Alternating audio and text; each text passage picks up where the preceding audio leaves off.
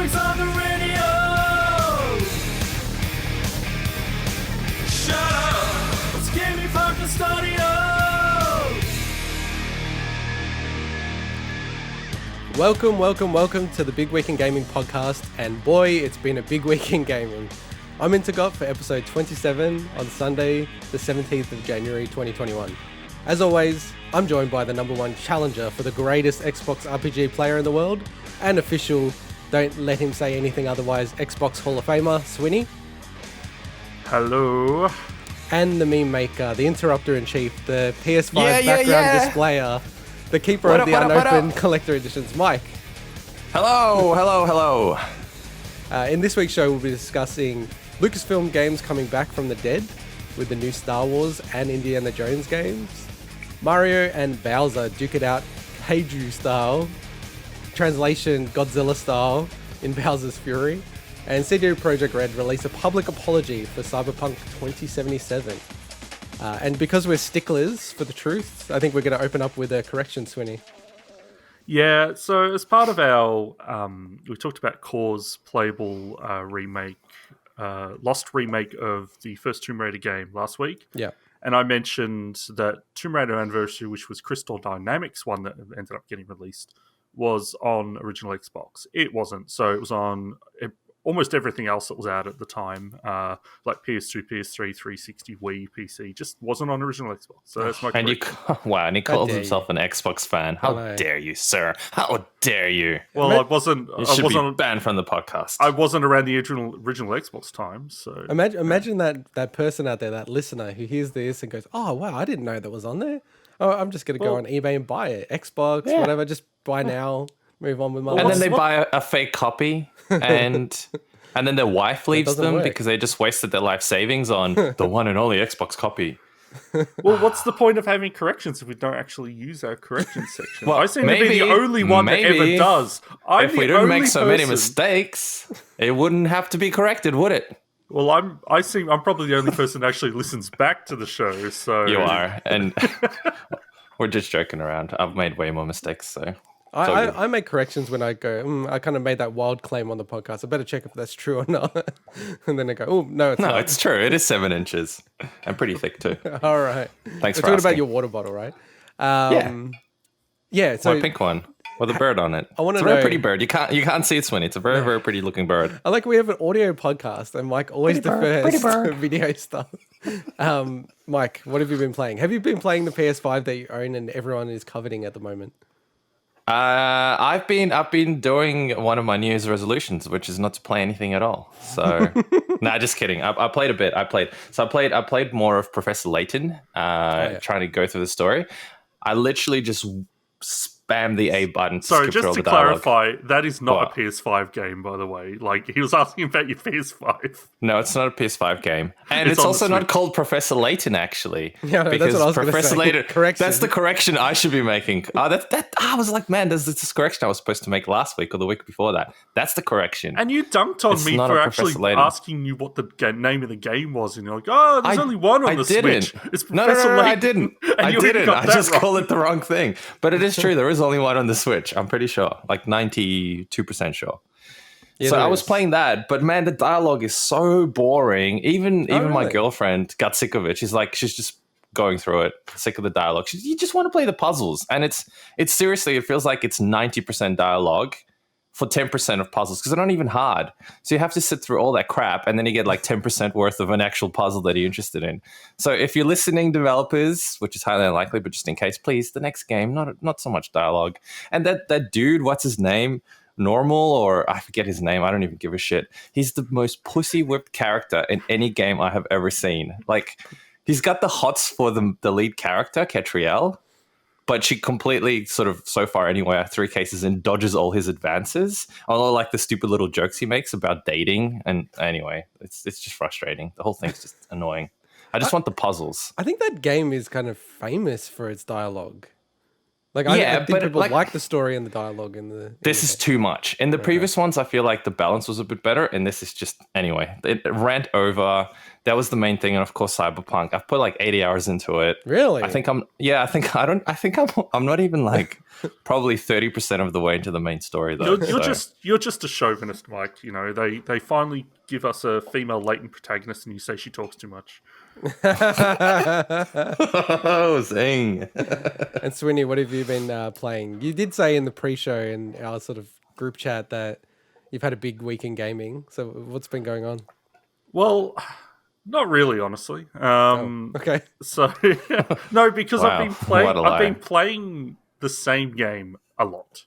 So normally I have played about like 5 or 6 games here and there, and you know, depending on the week, sometimes more.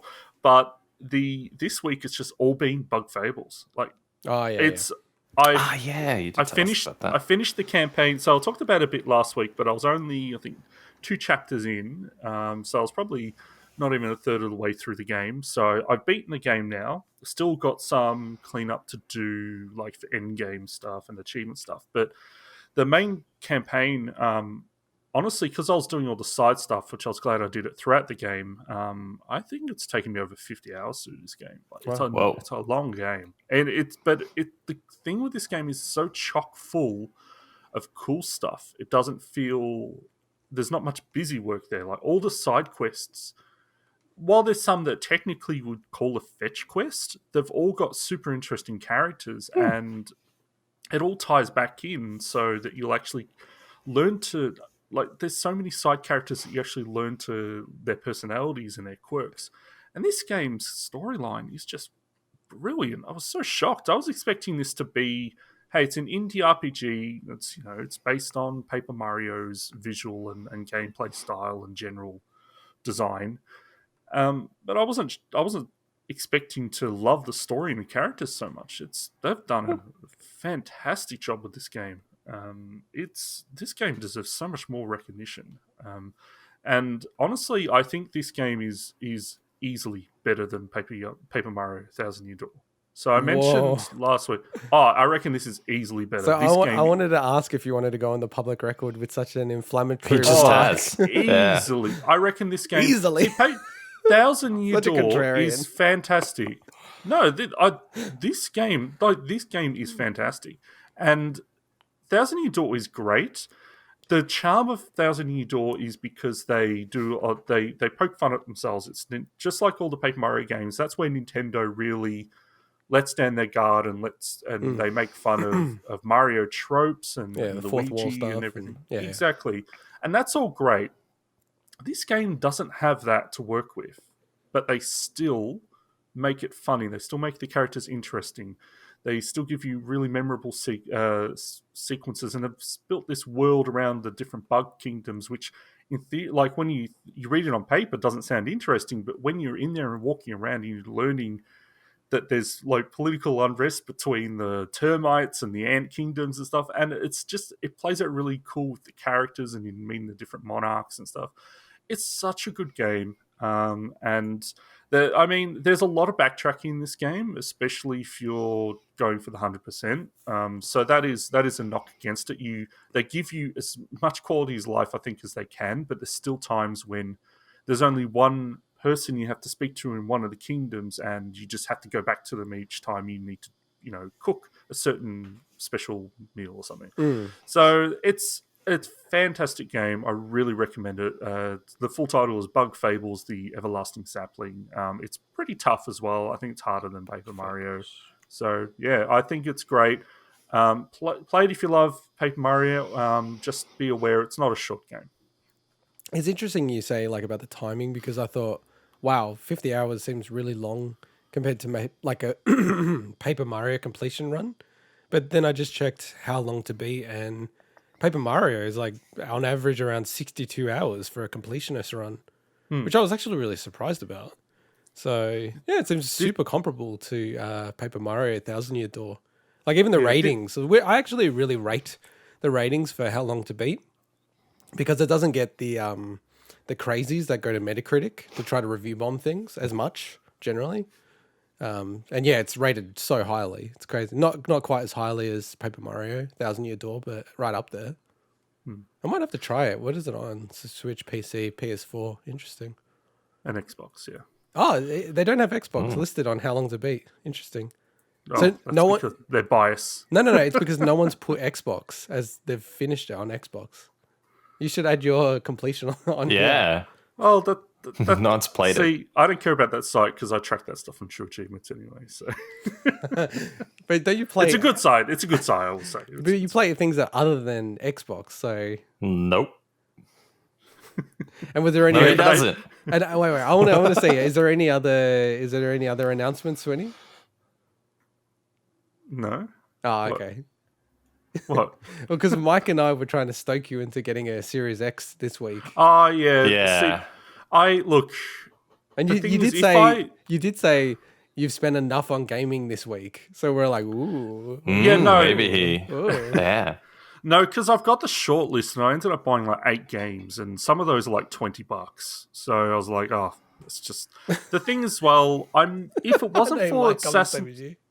with Assassin's Creed, if I didn't having to stop playing that game because of the save bug I was having, then it would have probably been a lot more enticing. But I'm also about to move in a little bit, so I just figured that I'll just give it a bit more time.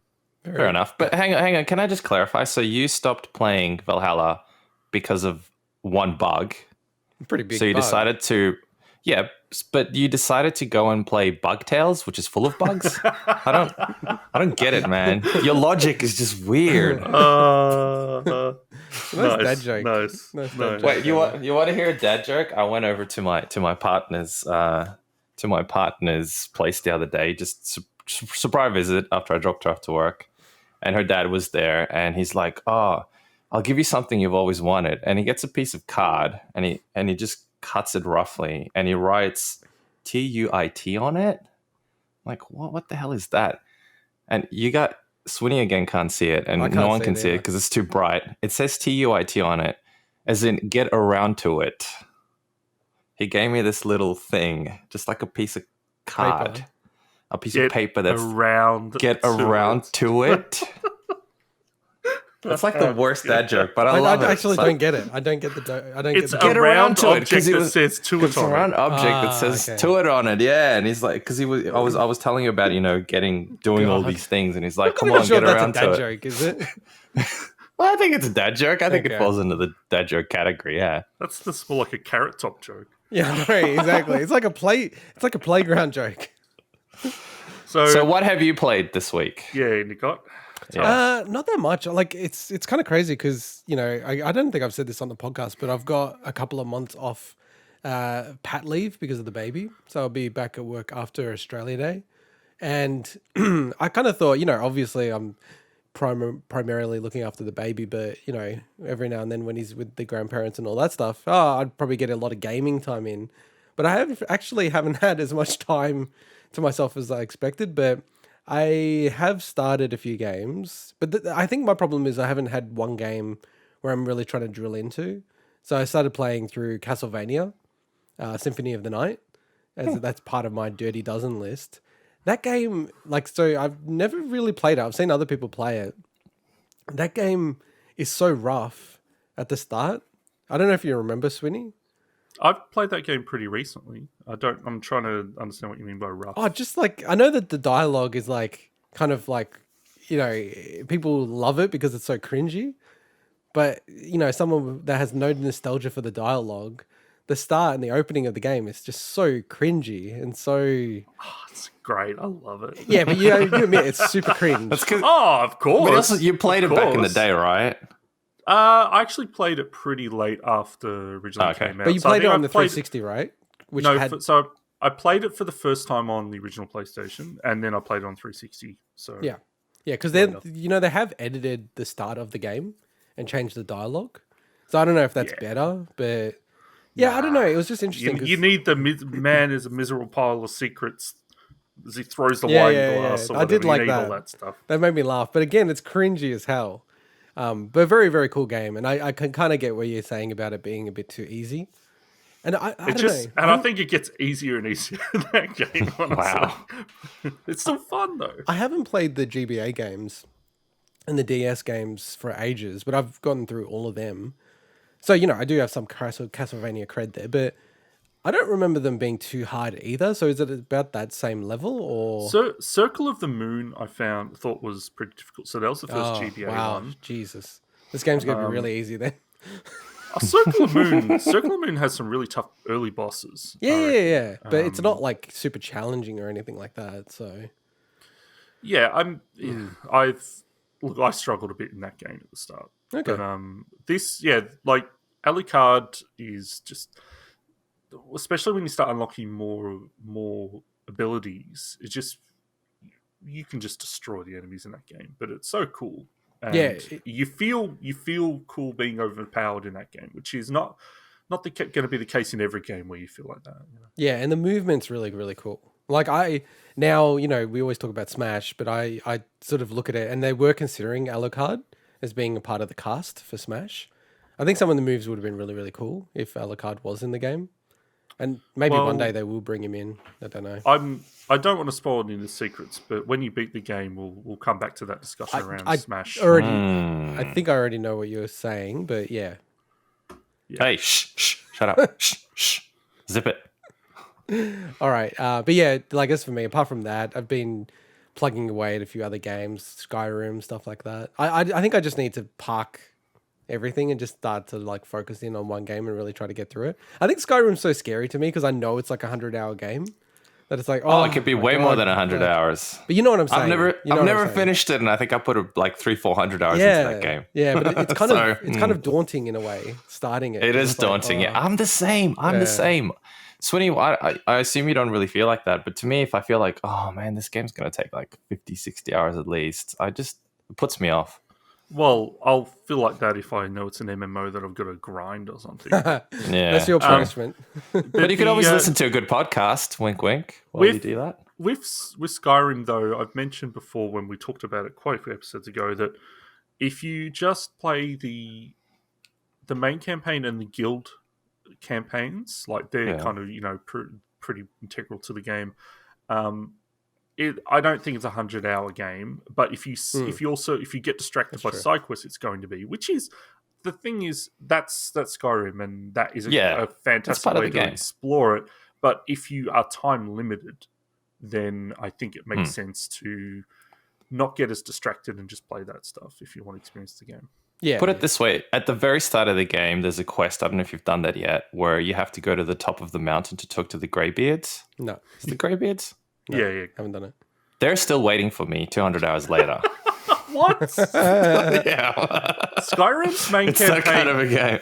Wow. You don't have to touch the main campaign almost at all. I reckon Skyrim's main campaign is a huge improvement over Oblivion. So it is, but that doesn't say much because you basically have to pick between a racist dude and a completely authoritarian government. So, like, I don't know. I had no interest in either of them, so I just waddled off on my own. So you're saying Skyrim is US politics? It's basically US politics, actually, yeah. It's a microcosm of US politics, yeah. And I just felt like, screw that, so I just went and did my own thing. Fair enough. All right, well, let's get into the news. There's actually a lot of news at the moment. It's been a big week in gaming. It says kick us off. The big news this week was around Lucas Games being resurrected as a brand. Yay! So in a massive announcement, Lucas Games brand has been resurrected. Lucasfilm Games. Good correction. Lucasfilm Games. It's actually hard to say. Brand has been resurrected with the new Star Wars and Indiana Jones games coming, and also some really large announcements around the whole deal that they've had with EA. So, as we all know, there was a deal that Disney did with EA as part of shifting what was LucasArts and really working with a big publisher. And they did a 10-year agreement with EA back in 2013 that expires in 2023. And that was to have the exclusive license to what I'd probably say is AAA Star Wars games. So there have been other Star Wars games, not from EA, but not any tentpole summer releases or anything of that order. So the news this week was quite large, as we also had an announcement that there will be a new open world Star Wars game made by Ubisoft's Massive Entertainment, so the folk that make The Division. Interesting. And then, on the other hand, with the Indiana Jones game, which is also in that sort of umbrella, from Bethesda Machine Games, who the folks that make the Wolfenstein games, going to make an Indiana Jones game, and it's going to be produced by Todd Howard. So starring Nathan Drake. A lot of crazy stuff happening this week around Star Wars. Swinny, how do you take this if you're EA? With some lube. Jeez, right. I know. Just go right in there. Just go right in there. Go right in there. Nice and deep. Well, you have to go in with it. Well, it's rough. Oh my god. EA. Yeah, this is a huge hit for EA. I think but I see this as nothing but a positive for everyone else, because we're getting potentially, who knows what other developers might work on Star Wars games in the future, because we don't know. I don't think we know all the details of the arrangement between Ubisoft and Lucasfilm Games, but I'm assuming that it's probably on a per game basis at the moment, and at least until they see how this first one goes.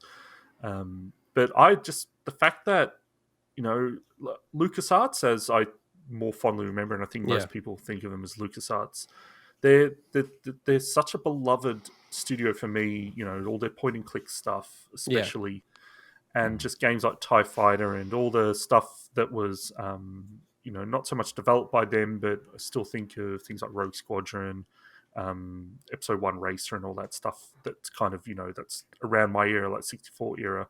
But obviously all the PC Star Wars games. So I said TIE Fighter, but like Dark Forces and Jedi Knight, which I do love. Those were awesome games, yeah. Yeah, so I'm hoping that it's returned to form for this stuff. And I know that Jedi Fallen Order was really well received, and I'm looking forward to playing it. And a lot of people love Star Wars Rogue Squadron and Battlefront 2. So I think they've really gotten... EA Squadrons? Battlefront 2. No. You said Rogue Squadrons. You mean Star Wars Squadrons.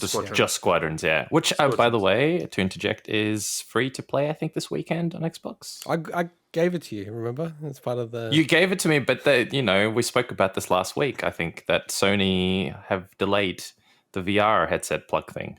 So I'm waiting till I can get it on. So you don't have a PS4 at all? No, I don't, because I traded it for the PS5. That's so annoying. Sorry. So I think EA had gotten to a good place with it, but they struggled in those early days when they had all the cancelled games. Yeah, 1313 most or infamously, maybe you'd call it. Yeah, but I think this is a great thing. And yeah, even if it's in brand name only, like I wish they would have brought back LucasArts as the brand name myself, but whatever. It makes sense. Would it be weird? Imagine if your name, you were Swinny and you created Swinny Film and Swinny Arts, and then you completely relinquished control of that, and years later that brand comes back, like Swinny Film and Swinny Arts. It'd be kind of cool. Yeah, that's amazing. That's like super amazing, yeah. If you're a Lucas. Yeah, like if you have such a strong brand yourself that I didn't even need to have anything to do with it, just my name being on the thing is enough. Yeah, and like a quick rant about George Lucas. Like, so many people rip into him. I'm a huge Star Wars fan, but then I don't really like a lot of the new stuff apart from The Mandalorian that's coming out. But the guy is an imaginative guy. Like, oh yeah, he's got a wild imagination. He's a genius. Yeah. So, and he creates these insane worlds that don't make much sense, but they're so cool and so. It's just childlike in a way. But at the same time, he's very adult-like in the sense that he knows his business as well, and he knows how to market that stuff. Oh yeah, and he knows toys how to like get the most out of it. Yeah, he's nuts. I think he's a genius. He's amazing. Yeah, no, for sure. Totally. I think my take on this, guy. And I think it's similar to you, Swinny, that I feel like this whole change was seeded with Battlefront 2. Just the fact that Battlefront 2, how poorly that was received, and that was in like mainstream media.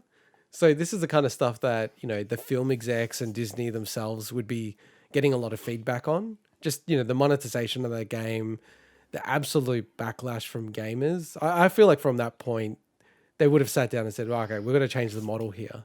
Because these games were selling well. Like, if I look at the financials, we didn't include it in the list of 4, but there's the Galaxy of Heroes mobile game that actually made the most amount of money out of all of these games. It made like over $1 billion, that mobile game. Whoa. Yeah, I know. And then like Fallen Order, Battlefront, and Squadrons, they've all sold over 10 million copies, which is really good. Like if you're selling over 10 million for your game, you're doing well. Play Fallen Order. It's really good. Yeah, look, I'm waiting for Fallen Order to come on PC, Xbox Game Pass. So I would have already played that game because I'm actually really, really looking forward to playing that game. It's really cool. It's like an easy version of Dark Souls. Kinda. Oh, that sounds up my alley. Well, it's like a Metroidvania kind of Dark Souls-y game. It'll be totally up your alley. It's really, really good. Yeah. Very solid. Yeah. And on the Indiana Jones game, so this is developed by folk who have only historically made first-person shooters. Like, do we think it's going to be a first-person shooter? No, I doubt it. I think it's going to be a Tomb Raider / Uncharted kind of game. Have they shown anything? Are we making stuff up here? I think you lose a lot by not taking advantage of the likeness of Indiana Jones. Yeah. Also, just when we're talking traps and puzzles and stuff, like I think you lose a lot of that in first person. So yeah, it works better in third person. I feel like, the whip is so iconic that the whip just doesn't work as well in first person. There's something about weird. like the size of it. I can just imagine the camera, like if, you're whipping things, it's sort of like you could almost do pulling it out, like in terms of the camera and then pushing back in. Like there's a lot of cool stuff you can do with the whip that doesn't really make sense first person shooter. It just kind of worries me because it's like, a studio that, and we've had a really good example recently of a studio that's gone from always doing, over the shoulder style games to moving into a first person style game in Cyberpunk. And, a lot of gaps being there in terms of not really, I guess it's like coming up to speed is part of the challenge, right? Yeah, but I feel like they did nail the first person perspective pretty well, given the scope of it. And the shooting mechanics solid, probably one of the best shooting mechanics out of any first person shooter game that I've seen. So given their lack of experience in that space, they've done an amazing job. The other thing they need to fix is the seating in the car. It feels like you're like 5 feet tall or something, or 4.5 feet tall when you're driving cars. It's way too low. Oh, okay. Interesting. You're like a little granny huddled behind the steering wheel. Hey, get out of my way, little. I'm sorry to any grannies that are listening to this podcast. And Swinny, I don't mean to offend you. The big one, and I feel like a bit of the bastard love child of two things that we love, the Ubisoft game where we only know that it's an open world game at this stage and that they are hiring for folk to develop things that have like linear structure and then non-linear structure. So to me, it just sounds like an open world game. Well, it sounds like The Division. Pretty much, I think they've chosen probably the right studio for that, because when you think about, I guess Watch Dogs has combat in it, but Assassin's Creed generally, doesn't have gun combat. So, and I guess with Star Wars, it depends what the focus is. Are you playing a Jedi? Are you not? So that really probably changes what combat mechanics might be. I think that has a lot of potential. Ubisoft obviously know what they're doing for open world games, and I think a Star Wars open world game could be a huge hit. I think it'd be massive. It'd be awesome as well. I played the Division 1 and the Division 2 quite a lot, and I played a lot of the other Ubisoft games, but something in the end just left me feeling a bit empty. Like the game just became this repetitive loop because it's designed to do that. So I hope they don't do the same thing with this, where it's sort of a first-person open-world experience, but the reality is it's more all about the end game and the loot and playing with your friends and repeating the same bloody thing over and over again 100 times till you get bored. So I hope they don't go down that path. Well, we'll see. I mean, because I'd love to see like a Skyrim kind of Star Wars experience, like that kind of open world where you can actually go around to different places, different planets, and really have that cool open world experience. So you're saying they should have had Todd Howard be producing. Yeah, it should have been the other way around, I reckon. Yeah, absolutely. I worry that if they're going to do anything like The Division in terms of the game format, it's going to be successful, but I feel like it's going to be successful for the wrong reasons. Actually, the game could have been so much cooler. Machine Games making a new Dark Forces would have been pretty cool. That would have been sick. Yeah, that would have been sick. Yeah, I mean, would you admit this, Swinny, that Ubisoft are a bit formulaic with their open world games? I think that's kind of like what you're also saying, Mike. Oh, absolutely formulaic, yeah. But no, it's very Swinny, cookie cutter. do you think Swinny should, yeah. Do you think it's formulaic, or is that too harsh? Oh, definitely. I think I can't talk much about Watch Dogs and The Division because I haven't played those series. But Far Cry, definitely the formula, they got to the point where, okay, it worked because they were selling a lot of those games, but I think people... they're great games. They're great games, but I think unless you're super into Far Cry and you love it each time, I could see how that structure and that gameplay loop could get a bit tiring. But I think you shouldn't play these games back to back. I think a few years, okay, I'm going to play an Assassin's Creed game every 2 years. Then to me, that feels like a good amount of time between those experiences. But yeah, definitely the Ubisoft formula is a thing. You can't, I think deny that. I think that's got to be a selling point to Disney, because Disney, you look at all the Marvel films, everything like that. Like generally, they're pretty safe and formulaic in terms of their structure, because they want to make money. They're a huge mega corporation, the biggest. Yep, they know what sells. They're probably the biggest entertainment company in the world, right? Or up there at least in that conversation for sure, of course. But yeah, like I think for them, if they look around, they go, well, Ubisoft it's almost like they always get the same amount of sales for everything. And it's never really controversial. Like the biggest controversy I've ever seen with Assassin's Creed really is that they just keep making them every year. And then when they sort of announce they're going to start to space it out a bit, people are like, oh, great. But I don't really see a huge backlash against Assassin's Creed ever, personally at least. So I'm just looking through Ubisoft's, let's say, last couple of years of games.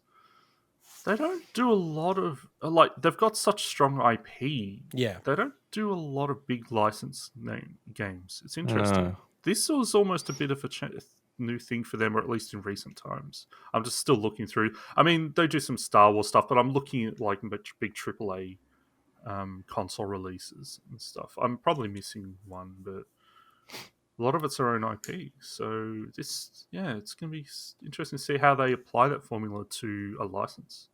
Well, the last thing I wanted to say before we move on to the next story, but I do think you'll see a bit of a comeback with these licenses, because IP is just so hot right now. Like anything with a strong brand is just dominating in every space it's going into. So that's also like video game IP, but then also on the other side, like Spider-Man, like comic book IP. It's just wherever they're placing the product, it's just selling like hotcakes. So I could imagine some of these really classic, just burnt into your brain IP, movie IP, they're going to really start to push that through again. Oh, yeah, they'll keep flogging that horse. And look, there's nothing wrong with it. And I think New Orders is a good case where it's an IP that's been done so much, yet it's still a good game. Personally, I'm Fallen Order, sorry. Fallen Order, sorry. I'm like, what? New Order? I was like, what's New Order? Was that New Order game? What? It's a wrestling game. And I don't know, like I'm personally... electronica game. We've talked about this before offline, I think. As someone who enjoyed Star Wars growing up, I'm over the formula. I'm over the whole universe. Give me something fresh. Give me something new, something different. Stop rehashing the same thing. And that's why, The Mandalorian, I became really cynical. And I know it's an unpopular opinion, but I wasn't the biggest fan of it in the end, because it felt like the executive sat down and went, okay, how do we continue selling this IP? Well, let's make, a Baby Yoda. Brilliant. That's going to sell like hotcakes.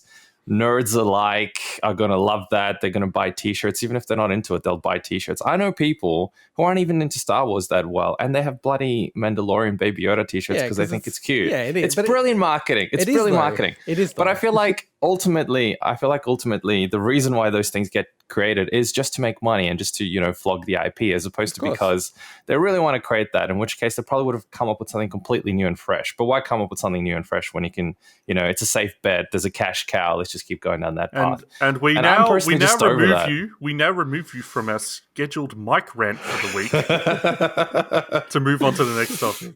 All right, so Bowser's Fury. So we, and we've even mentioned last week around what's going on with Bowser's Fury. What is Bowser's Fury? And Nintendo, and I think in a trend that you'll see continue, and you may not actually see Nintendo Directs again. Nintendo dropped a 2-minute trailer for Bowser's Fury, and this is part of the Super Mario 3D World plus Bowser's Fury pack, I guess you could argue, because once you actually watch this trailer, and it's only 2 minutes, so I'd encourage everyone to watch it, you'll see that it actually plays very, very differently to Super Mario 3D World. You have a free camera. From all the information that's been released, it's a sandbox world. Like, it's one world that you play through. You go and collect all these cat shines, or I think they might be called meow shines. And then you unlock the kaiju/Godzilla style Bowser. And then you also turn into a Super Saiyan, super large cat Mario to battle the Godzilla Bowser. So it's really cool that we've actually finally seen more information. And probably one last thing, so the game's coming out on the 12th of Feb, so it's a month away. You can play this mode from the start. So it's very much like you can play Super Mario 3D World, or you can play this mode. Swinny probably is the one who's likely, or may be likely, to get this game. How did you find the trailer? Oh, the trailer's amazing. I'd read somewhere before, and maybe it was a popular prediction, that I'd read this exact prediction before, where they said, an open world Odyssey, almost Odyssey style expansion, but using a lot of the, I don't know if assets is the right word, but a lot of the mechanics and like Cat Mario and that, like, from 3D World. Oh, yeah. So I guess the stuff from 3D World, the features and the cool stuff, but in like a sandbox environment. It looks great. I've still yet to play 3D World, so I do have it on the Wii U, but it's been a long time since I played my Wii U in. I might actually pick this up. Because it'll be a chance to play through both. It's so, like, in Australia, you can get the game for about $70. Like, if you look around to the right places, it's a weird one. I don't feel like this game would be worth it. It almost becomes like $70 DLC, and the way it looks and shaping up and everything you can get from the trailer for Bowser's Fury, it looks like a 3 to 4 hour experience. I've played Super Mario 3D World a lot. I never finished it. It's a really, really cool game, but it is very, because it's from essentially Mario 3D Land on the 3DS. And I mean, that game makes so much sense on the 3DS. And it's actually part of our Game of Some Other Year for 2011. That game to me makes perfect sense on the 3DS. The Wii U game, and now coming onto Switch, it just feels a little bit oddly limited for the fact that it's a console game, but it's still very cool, and I love the game a lot. So just to say, I was just looking it up. I think everywhere I'm finding, including like all the wikis now, are calling them cat shines. So cat shines. Okay, I heard someone else say meow shines the other day, so I was like, I don't know. okay. Like, they may all be getting it from the same wrong source. Who knows? No, I think they're cat shines, but I did hear someone say no, they're actually meow shines, and I was like, oh, okay. I thought they were cat shines, but anyway, we'll find out pretty soon. I'm definitely going to get this game, and I'm just going to go straight into Bowser's Fury and play through that, because as I said, I've played a lot of Super Mario 3D World, so I'm really keen to see how Bowser's Fury goes. And yeah, you're right. It's like there's no new mechanics, but one thing that I actually really liked about 3D World, the Switch version that they've done, they've actually sped the game up in terms of Mario can run faster than the Wii U version. And to me, it just looks more natural. Like, that was one thing of the game. It felt a bit like stiff or something, which is really weird. But how did they Mario game? Aren't there certain puzzles in certain parts of the game that are designed for a particular speed? How did they Yes, do of that? course, right? Like, the whole level design would be built around your speed and mechanics. And it seems to me, like seeing the side by sides, they haven't changed anything. So it's going to make the game easier.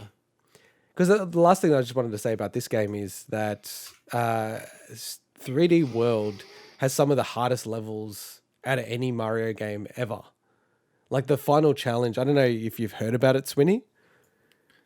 But the I always final get challenge, confused between the final challenges of like the Galaxy games and the ones I've seen of those. So feel free to explain. I'm pretty sure most people who are well into this stuff would say that this is the hardest. Like the final world. I can't remember off the top of my head what it's called. But yeah, there are some people who are like, oh, I've just never beaten it because it's so difficult. And then kind of comparing it to like Odyssey's final levels where they're like, oh, that's easy compared to this one in 3D World. I was like, wow, okay. Like it must be really challenging then. So, and just go on. Yeah, I really like what they've done with the new photo mode. So photo modes are one of the least exciting new features that seems to be in every game for me, but they've taken a bit of a different approach with this because, and feel free to correct anything I say here, Intergot, but the Wii U, which had its Miiverse, you could unlock stickers as you played through 3D World. Stamps and stuff, Stamps, and they've incorporated that because there's no Miiverse on the Switch. They've incorporated that into photo mode of 3D World, which is a really neat way to reapply a feature that essentially otherwise would have been gone. So I think that's really cool what they've done there. Mike's just shown on the screen. He's installed or booted up Super Metroid, so he's going to probably. Play that. I will say, Mike, probably not the best way to experience that game in the middle of recording a podcast. Just no, I'm not playing it now. I'm not playing it now. I'm just he's just no. I'm going to turn the tap on. I'm going to fill the tub. I'm going to get my rubber duckies. It's a very atmospheric, claustrophobic game, which is not what this podcast is. No, I know. I'm waiting. I got my scented candles ready. It's all good. It's funny. I had my massage oil. I had the exact same comment about it being claustrophobic. Like you kind of need the sound design's so good in Super Metroid. The game is perfect in my view, but I'm very biased. Obviously, it's my. You're also wearing a T-shirt. Yeah, I'm literally wearing a Super Metroid T-shirt. But yeah, just getting back to Super Mario 3D World, because you're not going to get the game right, Mike. Probably not. Okay. Because now, like, one cool thing, and we've mentioned it before, but I just want to mention it again because I don't think we're going to talk about this game until it gets released, is that they have online co-op for the game finally. So the game had a huge focus on co-op, but you could only play local co-op when it released on the Wii U, which was quite odd. So they've changed the game now, so you can play the main campaign, so Super Mario 3D World, 4-player online co-op, which I thought was really, really sick. Okay, maybe I'd play that. But yeah, and if you guys want to play that, that would be really cool. Like if we play through, because it is very funny. I've played a little bit of co-op with 3D World, and it's very funny. I mean, I would love to play it. It's just there's just so many good games out there now. It's annoying. And it goes against his resolution as well. And it also goes against mine. I have to be really picky now. Yeah, really, really picky. And so Super Metroid better be the best damn game ever. It's my favorite game ever. I don't know if it's going to be yours. Then I think it deserves to be played. Yeah, definitely. And with Bowser's Fury, on the other hand, it's only 2-player online co-op, which, because, you know, as part of Bowser's Fury, you can see that Bowser Jr.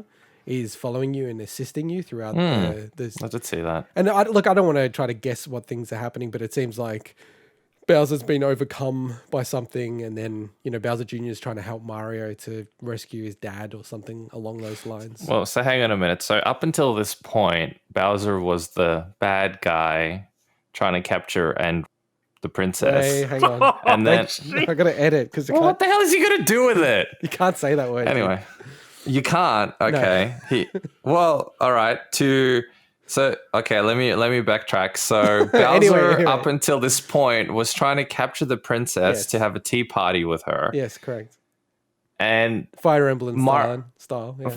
Exactly. And Mario, and this is Mario's arch nemesis. And now he's helping. No, I said Bowser Jr. Bowser Jr. Yeah, he's helping Bowser Jr. rescue his dad. So I don't get it. Why are they not in conflict now? The enemy of my enemy is your friend. No, I think, you know, he obviously doesn't want to have a Godzilla Bowser destroying everything, right? He's got to stop that. Oh, right. Okay. So whatever this thing is, it's causing Bowser to go all bonkers. I think so. Have you Have you watched the trailer? No, it's too long. 2 minutes. No. I did actually watch the trailer, and I saw Bowser Jr. as like the second character. Bowser is like Godzilla size, and Yeah. he's like all overcome with fury. He's called Yeah. Fury Bowser. So Yeah. Is that because he caught some STD from Peach, or why? All right. I don't. Jesus. What happened to him? Does it explain it? Gonna have to spend 5 hours editing this. And when you laughed, it actually leave it in. resonated with your bloody water bottle. yeah. All right, let's get the show back on track. I'm gonna Truly move on to the next. Yeah, I'm going to get on to the Please, next story. So Please. this is That's how I get you guys to move on. all right, It's Mike. brilliant. All right. It's my new strategy. So in other news related, so this is also coming out at the same time, the 12th of Feb. Nintendo has announced a special Mario edition of the Switch with matching red and blue colors for the plumber himself. And this is the really first cool. time that we've actually seen the Switch frame be a different color that I can recall at least. So it's a red color. Because I believe even the Animal Crossing one was just a black with a different background, like at the back of it. But the Swinny frame would of know. it is black still. So Why would I know? I'm not the Animal Crossing expert on this. I think I'm quite confident I'm right about that. Out of all three of us, I'm the least knowledgeable about Animal Crossing. See. Anyway, what do we think of this? Because I'm hearing so many mixed reviews Yes, about it's black. What mixed? What? As in people don't like the colors? this. Yeah, people hate what's that this. to be mixed people about? hate it with a passion. They don't like blue and red. No, they hate the way it looks. If Some people hate What? this with a passion, they need to reassess their life. Yeah, totally. What? I think it looks cool. I like Let me look it up again. Mario Switch. I think it looks cool as well. I've got my Switch is the one that I got great. Odyssey, and so it's got the two red Joy-Cons, but obviously everything else is just the standard black. I think this special edition looks cool. I wish it was a Switch Pro special edition. That's the only thing. Yeah, one day. I was always only jealous of you having that Mario edition of the Switch. I was like, damn, I wish I had that one. Because I love those. Was it red actually Joy-Cons. different, or were just the Joy-Cons were different? But the actual console is exactly the same, right? It does give you. Doesn't it the back or? Oh no, I don't think I got the case. I got like a Mario case. I think I bought that separate. A different case as well. Okay. No, I bought that separate. It's just the Joy-Cons, I think. But there's nothing on the back that's different as well, right? everything's There's the same. Everything's nothing the same, printed. apart Literally from the the same. Joy-Con. Wow, so it's just two different color Joy-Cons. Okay. Yeah. Whereas this is quite different. You know, you've got the whole backing case of the Switch. Like, it's going to look like a big red Switch. Like, it's actually kind of different. It does make the bezels look huge, though, because you've got the huge red frame and then you got the big black bezel around the screen. But do you think that this makes the Switch Pro less likely or more likely? Don't think it has an impact. I don't think it changes much because from memory, like even with the DS, I could be wrong, the 3DS, they were still releasing special editions of that and stuff. And it didn't really impact when they announced the new 3DS and things. Yeah. So No, I'm on the same page. I think, like, obviously all of this stuff was meant to be released last year as part of the 35th anniversary for Mario. But, you know, with COVID and everything like that, and as we'll talk about a little bit later, you know, delays have been impacting sort of everything here.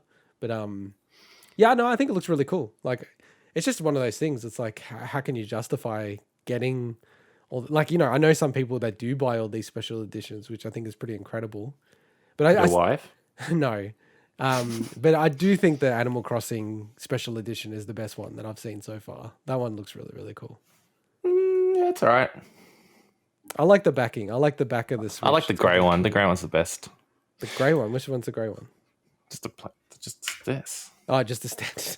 Just the Give me standard edition. any color as long as it's black. No, I'm not huge into branded switches or anything. As you can tell, I've got a completely weird offset because I got another Joy-Con because my original Joy-Con was screwed. You can't see this, Swinny, but I'm showing off my Switch. You got a grey and it's is it got orange? a grey and an orange one just because it was a secondhand orange one. So I couldn't care less. It's more about the functionality of it. But I still, this is cool. I mean, those are I guarantee you they would have had official hashtags for what the color red is and what the color blue is for Mario, and they would have just used basically that, or a shade around that works in plastics. I was so confused what you meant by hashtags. You mean like SMYK or like the hex? The RGB hex code for the red and the blue. They would have just used that, right? So you meant like they're searching on Twitter or something. No. I just mean that. You can't really screw that up. I mean, the only thing that I could maybe go, it's a bit weird, is maybe the little braided colors on, but again, it's probably just the red and blue, right? On the Joy-Con straps. Other than that, it's as plain as you can get in terms of the color scheme, So I think it's really cool. No, I like it. I like it too. All right, let's move on. So this week we've also seen Marcin Iwiński, who is the co-founder and co-CEO of CD Projekt Red, issue a very, I do think a personal apology and explanation video. So it actually goes for 5 minutes, and it goes into quite a large amount of depth into their thinking at the time, why they pushed the game out when they did, an apology to say, they didn't intend it to be released the way it did. They're very happy and proud of the PC version and thought that it reviewed well, but as they titled it, the old gen, they just couldn't get it working on that. And I think really it does confirm everything that we have said about the game and how they developed the game really for PC and then try to reverse engineer the console versions rather than, start with how are we going to get this to run on a Xbox One and a PS4, right? Which on a is very Switch. Underpowered. And we'll talk about it in a second as well, but there was also a Jason Schreier article about the development of the game. And it wasn't as good as I thought it was going to be, this Jason Schreier article, just given that he was hyping it up a little bit. But there were some interesting things that, we sort of got from that. So Mike, does this change your love of this game? No, not at all. So because I still love the games. Again, I was privileged to be able to play it on PC. So yeah. I feel for people that had it on console. You've got it on console as well, by the way. I also have it on console, yes, but I haven't played it on console. It's still you unopened. Should try. You should actually boot it up. Don't allow the update on the Xbox One X. Don't allow it to get updated, and then just try to play it. Yeah, that'd be funny. Yeah, just record it. Oh my god, I can't. There's enough bugs on the PC. Look, as someone who's a bit of a Cyberpunk shill, I think I've got enough Cyberpunk merchandise and bought enough into the whole thing. Mostly because I support the company. I get where he's coming from, but I think there's certain things that, to be objective about it, I don't think he addressed. So I don't think he addressed things like why were people only allowed to review the PC version. He did have certain. That. He did mention. Well, that. I feel like it was a bit of a cop out. I don't feel like it was a legit reason. People weren't allowed to use their own footage, which is it's like the other a little sketch in my opinion. I just wanted to clarify that he did. This was only like a 5-minute video, and he did at least mention it. So I can see. It's not like they did this willy nilly. You know for a fact they sat there in meetings for hours and hours on end before the release to talk about all of this, to figure out their options, and they kind of just went, "This is the lesser of all evils that we can possibly do," because of the sheer number of people that pre-ordered it. I still think, however, obviously that's not what they should have done. They knew their product wasn't going to work. I know they thought they could get it and they could do a patch quick enough. Yeah. So I guess, but to be realistic, surely they knew that it was in such a state that there was no way they would have had enough time to do it. So either they were kidding themselves massively, or I feel they thought, oh, let's just see how this goes and then deal with the aftermath. So I don't know. What do you think, Swinny? Like, how did you see the? Look, first of all, I think the actual apology video, what he was saying in, I thought it was really great. Yeah, I agree. It's with great that, absolutely. to hear honesty anytime, but it's especially in an industry that is often very closed and very guarded with this stuff. But it doesn't excuse a couple of things. So it doesn't excuse just how they abuse their staff in many ways, developers, around the crunch periods and everything like that. It doesn't excuse, as you said, Mike, that this game was not ready, and they knew it was not ready. They still released it. Now, I know that they delayed, but they still released a product that they knew wasn't ready. But the apology itself was very welcome. And that's because, I don't own the game, so it's not like I feel like I was owed an apology for anything because I haven't purchased it or played it yet or experienced any of the bugs or whatever. But I appreciated it. Yeah, I fall in the same camp as you, Swinny, that because I think we're all very cynical people, actually, even compared to the average internet person. But whether he felt bad because it's ruined their reputation to a large degree, or for whatever other reasons, or he does actually feel genuinely it's a bit of like it's quite shameful, like how it's all played out. But to me, he did seem like he was genuinely. Oh, I feel he's totally genuine. Yeah, bummed out, sad, embarrassed about the situation. But I don't know. It's kind of the same take as Swinny, but to me, it seems so obvious that they knew it was not ready to come out. And it's kind of like that in itself is such an obvious statement, right? People play it within 10 minutes and go, what the hell? This game is broken on consoles, right? Even on PC, by the way, he made it out like on PC it's perfectly fine, and because it got reviewed all right. Even on PC, there's just so many things that aren't quite right. He said, there are things that we need to improve, but the PC version of the version we're really proud of. But he did even acknowledge with the PC version that they were it's not perfect, but yeah, it's very scummy. It's still very, very scummy, this whole thing, because and just dipping into the Jason Schreier article, and it only came out, so I'm expecting you probably haven't had a chance to read it, Mike, but no, I haven't yet. No. Swinny, it'd be good to get your take on it, but I thought it was a good article. The two things that really stood out to me is very clearly internally there's this whole double dipping effect that they wanted to try to participate in, which is how do you get it out on the quote unquote current gen at the time, which is PS4 and Xbox One, get the good sales from then. And then when the game comes out on the next gen or current gen as it is now, PS5 and Xbox Series, you can release another full-fledged version again, give a free upgrade to people who already have it. But there's so many people that would go, I just want to get the clean version of the PS5, like they did with The Witcher 3, right?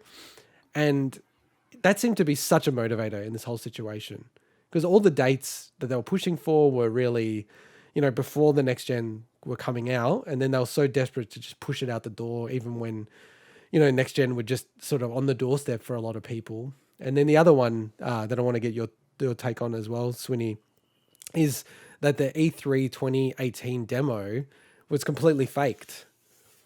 And the whole thing was just all jerry-rigged, and it was not any part of that really used in the actual game itself, which I was like, wow. Which we actually kind of knew already, but this gives you more context around it. I think the article... There is a lot of that, though. I think the article is unfair about that. Or at least some of, I guess, the people that I've spoken to. Obviously, they're people that worked on the game, so they know way more than a random internet person. But to say that they felt like it was a waste of time, that showing just that boosted this game's profile so much. That was so worth it to get Cyberpunk to be the next big thing. Before then, people were hyped for Cyberpunk, but it wasn't the biggest game, that's coming out. Yeah. And that E3 demo, which they first only showed to behind closed doors, and then they eventually released, had a very clear statement at the front. I don't remember the exact wording of it. I wish I brought it up before this. But it made it very clear that this was an example. Says work in progress does not represent the final look of the game. Yeah. So I think but that essentially what we're watching is something that's fair. not the game. This isn't the game. I think that was fair though, because of how you got to think that was well before, that was quite a while ago as well. I'm more acceptable of that than I am of something like Colonial Marines, where they didn't make that didn't make that clear at the start. Now Colonial Marines, I remember that one. Colonial Marines, to be fair to them, a lot of people have learnt from their mistakes, including this, a lot of people putting that stuff does not represent game footage. A lot of that came from those debacles. But I think that that had a point. It made Cyberpunk the biggest game that was on the horizon. So I think it was important.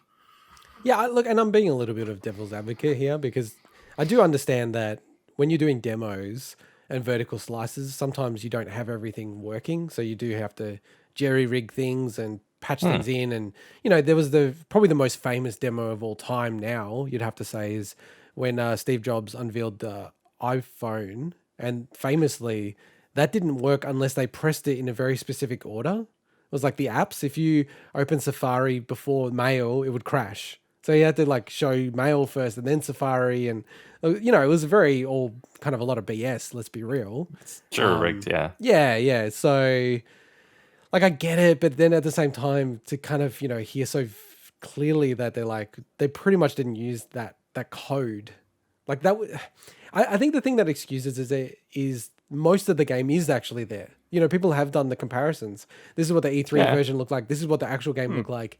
It's not the same. And you can see it's almost like they've made a CGI version of what the game is, and then they've somehow backward engineered that. It's a little bit dodgy again. And the same happened with Witcher 3. I know.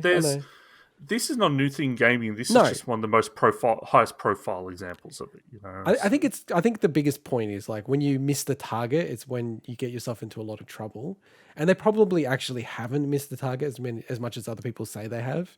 It's more the bugs and the crashes that's really destroying the game playability. But for me, the one thing that I actually feel so bad for the devs, they're going to be working on trying to figure out a way to get this to be running at any level on the PS4. Yeah. It's just going to be so painful, man. God, it's going to be painful. Even on PC, there's parts where you can tell it's struggling. It's just the scope of the game is so massive.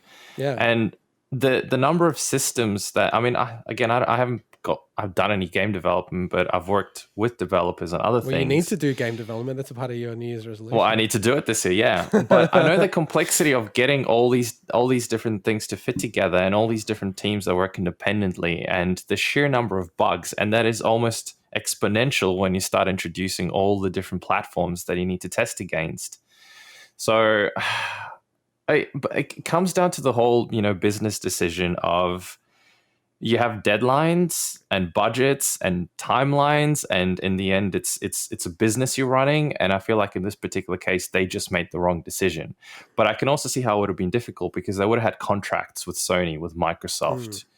There would have been a lot of things that held them to that deadline. They already pushed the deadline multiple times. I actually feel sorry for them. It's not like I don't think anyone's evil in this. Anyone kind of went, screw it. We'll just, put this half-assed product out to gamers. Who cares? We'll get our money and move on. It's nothing like that. I think they were just stuck in a really difficult situation, made a crappy decision to release it instead of saying, you know what, we're going to have to keep delaying this for another 6 to 12 months, which would have caused a lot of issues as well, right? People would have just been screaming all over the shop, I'm going to boycott this game, etc. But it probably would have been a better decision, I think, overall. Yeah, they're a victim of their own ambition. And they absolutely were, yeah. They imagine, so you talk about the PS4. To me, not knowing anything about game development, one of the ways is obviously to downgrade things, to find a way to get those assets to stream in better on older platforms by having less things to stream in, and people aren't going to be happy with that outcome either. It's a tough situation. It was too ambitious, and I think, back when they started in 2012, technology's changed a ton in 8 years.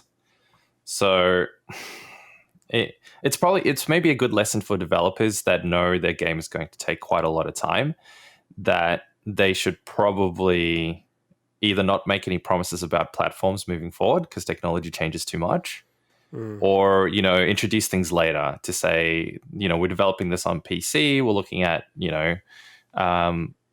potentially other revenues, and maybe just before release or something, or a year before release, they go, okay, we're going to release this on other consoles as well.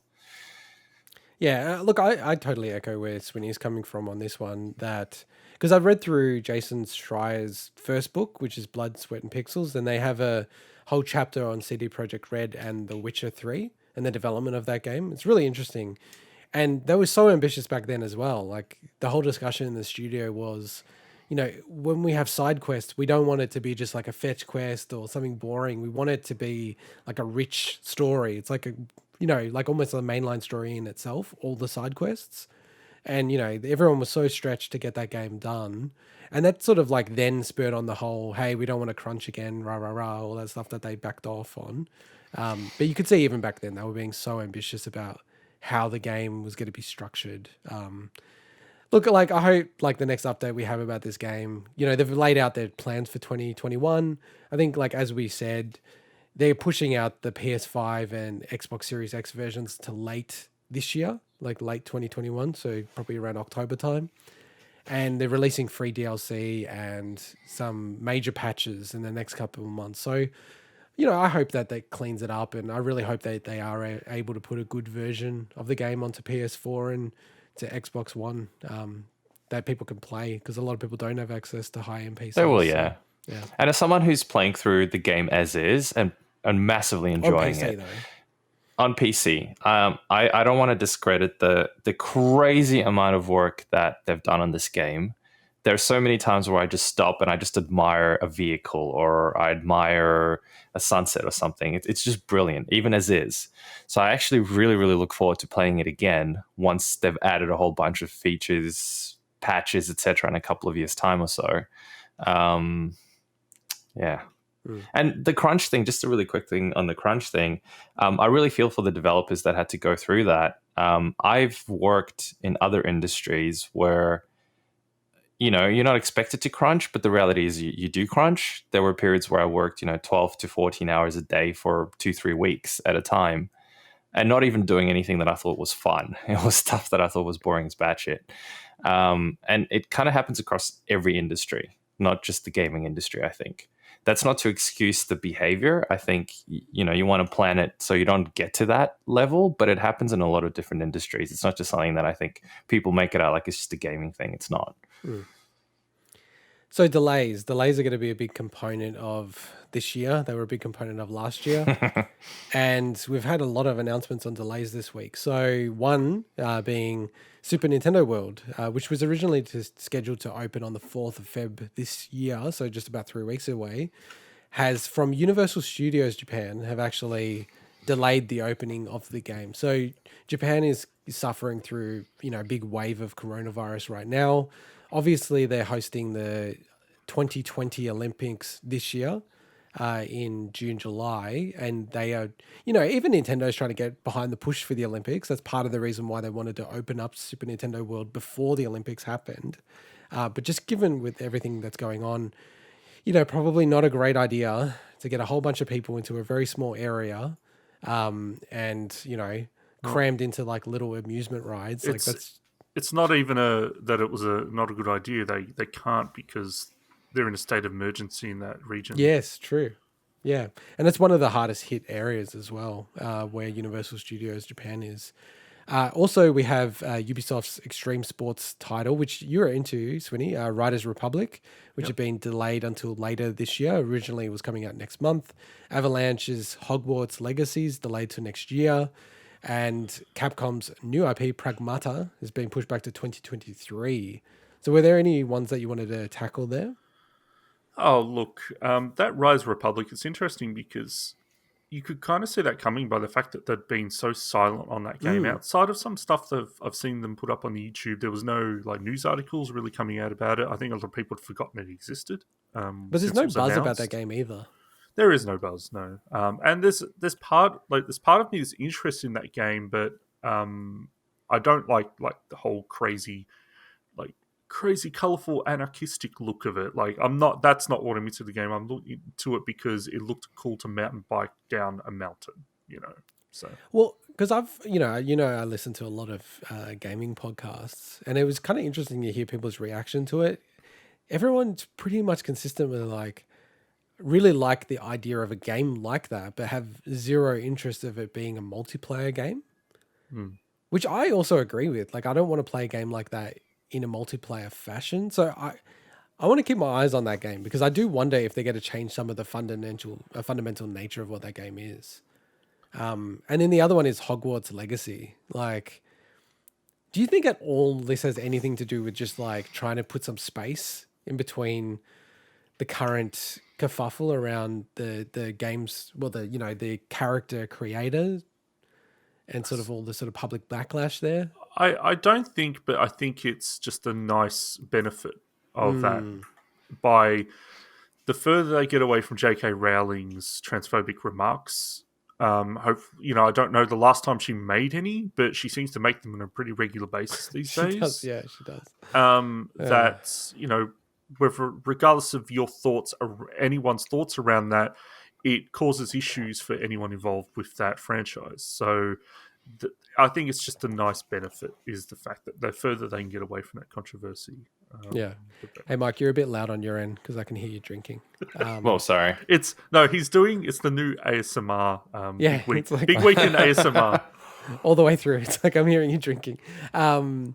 Yeah, like you're probably right, Swinny, that they said, this game's not ready. And then I could imagine being in a boardroom when they're like, okay, should we delay it? And then you're probably thinking in the back of your head, hopefully by then a lot of that heat is taken out of the system, because I feel like if this game gets released, it's going to get a lot of backlash, which may not be the most fair thing ever. I get that people don't like the creator, but there's a lot of devs that are working on this game and they're going to suffer because of one person's opinions that, 99% of people don't agree with. So there's a lot of people that don't care about any of that stuff and just want to play Harry Potter as well. That's true. That's true. Yeah, and Pragmata is interesting that it's already been delayed, because I didn't know there was a release date for that game. So what's weird about that is, and I don't know if I've got this 100% correct, but so a bunch of release dates got kind of confirmed in a recent PlayStation video that they put up, and I think they've since taken down or modified around some of that stuff. So that was around Sony's CES presentation, so the Consumer Electronics Show, and they had the original video at the end of that had in very fine print, but everyone's always reading every single detail of these things. They had a whole slew of the games, and it actually said Feb 2022 and blah blah blah blah blah, and then that's all been removed, that final slide. So I don't know what's going on with Sony, because remember this happened multiple times now with Sony. I know the whole Demon's Souls on PC and Final Fantasy 15 on it was. They've been so getting strange. People's hopes up. Oh, well, they definitely will, dude. Because Final Fantasy, almost all of them have come out on PC eventually. And the one with Demon's Souls, that's kind of interesting if that came to PC. Because that does actually make me go, oh, should I get a PS5? Because I really want to play that game on PS5. But yeah, no, this game coming out in 2023, I was like I said, I didn't expect it to even come out this year or next year. So I was kind of surprised anyway that it was supposed to come out like that soon. Because it looks cool, it looks different, it looks weird. And Capcom have been doing a lot of good stuff recently. All right, let's move on to the next story. So I did want to add this because we really haven't spoken about Arcade 1-Up. So Arcade 1-Up, they create licensed arcade cabinets, and these are about 3/4 size cabs, maybe 2/3, something of that order. So they're definitely... Are they just as tall though? Skinnier, but just... So you got to slouch over that's what I'm saying. They're I think they're about 2/3 the size of a regular cabinet. So, if you see them in person, and I've seen a lot of them in person, it does look funny, when they don't have a riser. But you can buy these risers for them, so it's 30 centimeters extra, and then at that point you can kind of play it. But they do look smaller. But then it does make perfect sense though, because you're not going to buy a full size cab. They are really hard to transport, like a full size cabinet. And they take up so much room. Whereas one of these, you can legitimately put it into a room or your house or anything. And it kind of looks cute or neat. I've seen people's reaction when they see these Arcade 1-Up cabs, and they're sort of like, oh, that looks kind of cool, right? But then that's it for 99% of people. They're like, hey, whatever. And is it one game per cabinet? Yeah, I'll explain. So the way it works is they license the games and they then do the conversions. And normally what they'll do is they'll have a theme. So there's a whole bunch of games that are coming out at the moment. So they got X-Men 4-player. So that's got X-Men. I remember that, yeah. Captain America and the Avengers and the Galactic Storm. Then they got Dragon's Lair. So that's its own cabinet. And it's got HD transfers of Dragon's Lair 2, and Space Ace. Killer Instinct, it's going to have its own cabinet. It's got Killer Instinct 2, and Battletoads. And then there's a Pong 4-player pub Table, which is a sit-down version of Pong, but it's 4-player. And then they also have Tempest and Super Breaker. So it's that kind of theme. Can I just say something? A quick note about Battletoads Arcade. I don't know if you know this, but in the Rare Replay collection, you can unlock these amazing videos where they talk about all the games from like Tim Stamper and everything like that.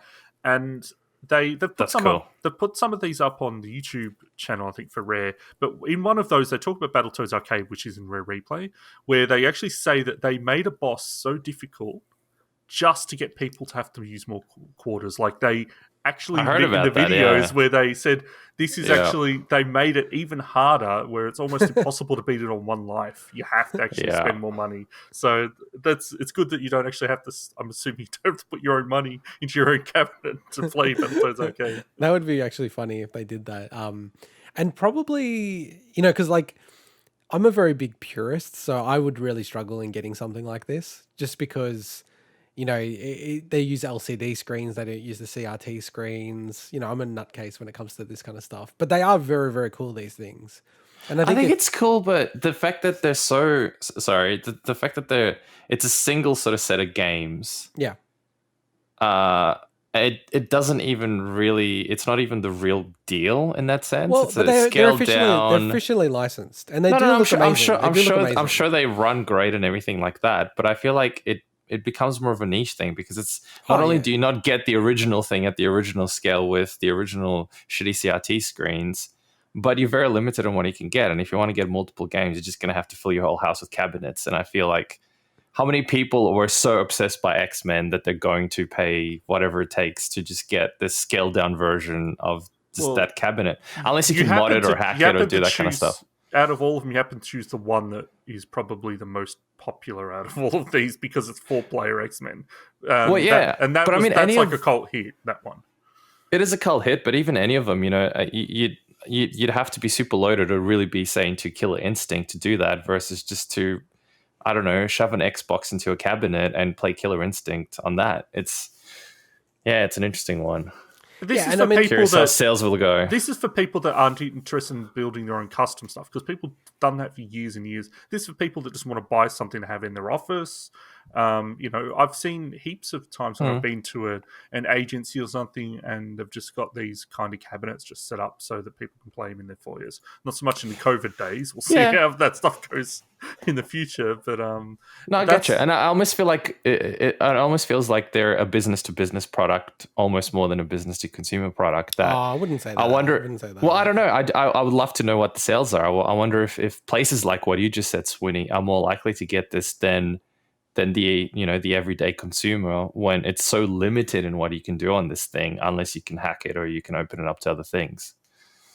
Yeah, like I personally wouldn't fork even, you know, $100 to fill my room just to play one game. You wouldn't pay $100 to get one of these cabinets. Nah. Unless I knew you could mod it to do something else on it. I think how much are these retailing at? So I agree with Mike in the sense that there's a space cost.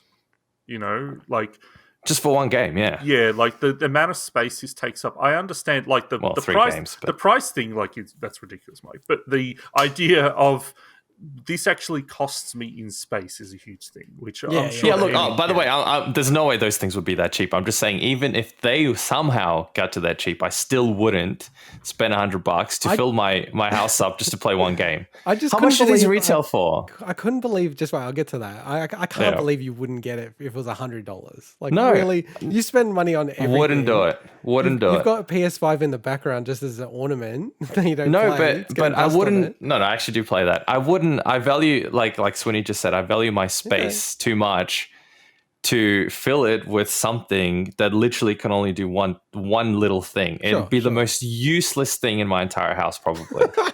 When you can get a, you know, you can build a little tiny PC, or you can get a Raspberry Pi and run a bunch of these games. It's unlicensed. How and about stuff, a cabinet-sized Super Mario Game & Watch? There we go. No, I definitely wouldn't. So just on the price, so in America, generally these things go for about $400, which I think for what it is and what you're getting as an officially licensed product is an amazing deal. Like such a good deal. And You do like there's heaps of videos. I don't think it's a good deal. There's heaps of videos on YouTube where people have actually got like collections of these, like a whole room full of like 20 of them and stuff like that. Some people have too much money. Yeah, well, yeah, but people have and not hobbies, enough sense. They're crazy hobbies. Collecting stuff like this isn't a hobby, but anyway. Well, I think this is the guy that has like 500 pens, so I don't think you can judge. That's anyone. not a hobby, though. It's an addiction. That is definitely not a hobby. It's a problem, is what it is. And in Australia, they do vary. Like you can get them from Costco. I think that's generally the best way to get them in Australia. So they go anywhere from it's like $600, $700 to all the way up to $1,000. It's way more varied in Australia than it is. That's nuts, though. Just to play 3 games. So, dude, like it's I don't get people it. What they like to do, you know. Don't get me wrong. Absolutely, people can do whatever they want, but I think it's just nuts. It's a waste of space. It's a waste of money. So, Arcade 1UP has done NBA Jam cabinets before, haven't they? Yes. And NBA Jam is probably their most popular cabinet, and it's also the one that they put the most amount of effort in. So they actually have wireless, like Wi-Fi on that cabinet, and you can play against other people with their NBA Jam cabinets. So there's like this whole cool little network of people that are playing against each other in these Arcade 1UP cabs. I think Killer Instinct has Wi-Fi as well. So I guess I've taken that. But Killer with Instinct NBA Jam specifically... also want to bring that up because apparently they're making a documentary about it. Yeah, so there's this book that I wanted to get, actually. I love NBA Jam. It's like a real seminal game for me. And I think, you know, the game that I'm making, the AFL game, or I should say Aussie Rules game, because I'll get sued by the AFL. Like, definitely, like, there's a lot of inspiration from NBA Jam. Like, that whole idea of, I want to make a game where I can just hand a controller to someone and they can just play it. Like, it's not like a real mechanically sophisticated type of game or anything like that. And that was very much NBA Jam. So there's this really cool book about NBA Jam, and it had been optioned for a documentary, and it's actually now being funded. So they're going to have a documentary on NBA Jam, and I've actually read a lot of the book already. I don't own the book, but I've read excerpts and everything like that. And it's quite interesting, and listening to the devs talk about how the game came about, because they had to fight tooth and nail to get that game out there. Like, the NBA didn't want it. They didn't believe in it. Like, a big component for the NBA, and this is like, I'll tell you one story from the book, is the NBA itself, like the headquarters, David Stern, who was running it at the time, who's passed away only last year, they were based in New York City, so in Times Square. And I don't know if you know, but like in the late 80s, early 90s, it was like a cesspit, like Times Square at the time. Like, prostitution, like everything going on, drugs, it was crazy, right? So all these executives, they associated arcades with the cesspit that was Times Square at the time. So they thought it was like the most disgusting, like only, you know, horrible people go play at the arcades. So they had to like do so much work to get their mind shifted. And then they basically went to like the most suburban, friendly, like everyone's smiling, you know, nuclear family type thing, and got these execs to see NBA Jam being played by families and things like that, and they how had wholesome that it is. So in the mini documentary on High Score, I think. Was it called High Score, the one on Netflix? There was an episode on that covered a little bit of NBA Jam. It wouldn't go to this level of detail, but it covered, I think, little things like that. Yeah. So now instead you can enjoy one of these cabinets in the cesspool of your own home. I'm really looking forward to it. I really hope that they mention something about Michael Jordan, because there's a whole thing about, there's a version of the game that Michael Jordan is in the game. Yeah, because he's not in the normal one, right? No, and they built a specific cabinet for him where he's in the game. And there was a version of the game that they have it. So it still hasn't leaked. So I think one day it will. So yeah, these things are cool. Don't listen to Mike, who's the hater. Like, no, don't listen to me. Go spend your $1,000 to play one game and then hate yourself because you could have spent $1,000 on your children instead. I just look at it and think about all the money you've spent on things. But anyway, I'll pass it. But that's why I have the ability. I've gone through that. I can tell people, don't do what I did. Okay, children, I've gone through this. It's a bad idea. Don't waste your money on shit like this. All right, let's get into the next item. I'll be back in a sec. Swinny. Hey, you're on mute, Swinny, I think. Is he on mute or is he gone? No, did he get annoyed at the fact that... Okay, Mike. There he is. Mike. Hello. All right, sorry. Yeah. Mike, don't run yet. Hi. Don't run. Okay, I'm not running. All right, I've got a specific thing for you planned for this segment. All right? Oh, so okay. All right. So what we're talking about now is a really, really cool game that got released this week, which was it's a crossover between Wolfenstein 3D and Super Monkey Ball, which is honestly, if you would ask me about two games to combine together, I would never have ever expected these. And just because Mike, is like a toddler with ADHD, I'm going to give him this link to play the game while we're actually talking about it and see what score he can get. Because it's is that the name of the podcast this week? Toddler with ADHD. Mike, which one of the links? So Mike, I've just given you the link, and I want you to play. Yeah. It's in the browser, and I want to see what score you can get by the time at the end of this short segment. Oh, by the end of this, oh man, I've got the worst mouse though. So put yourself on mute because you're so loud. Yeah, okay. You can use the WASD keys and stuff. Oh, WASD, sweet. Right, okay, cool. All right. So see you guys in a sec. This game was. Shut up. This game was made by a developer named Nikki Reader, and it's on itch.io. And honestly, I love this game. It's so much fun. So basically, you're BJ Blazkowicz from, the iconic Wolfenstein character, rolling around in a monkey ball in the Wolfenstein protagonist levels. And it plays exactly like Monkey Ball, and it's like it even zooms in on the Wolfenstein map at the beginning. This is such a cool idea. Now, I don't know how long it's going to last being up. Not very long. I don't know how much Sega cares about taking stuff down. Sega's pretty, assuming they still hold the Monkey Ball license, I think they do.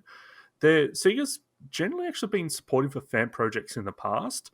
I have no idea about id Software Wolfenstein, but if anything, they're using more Wolfenstein assets than Monkey Ball.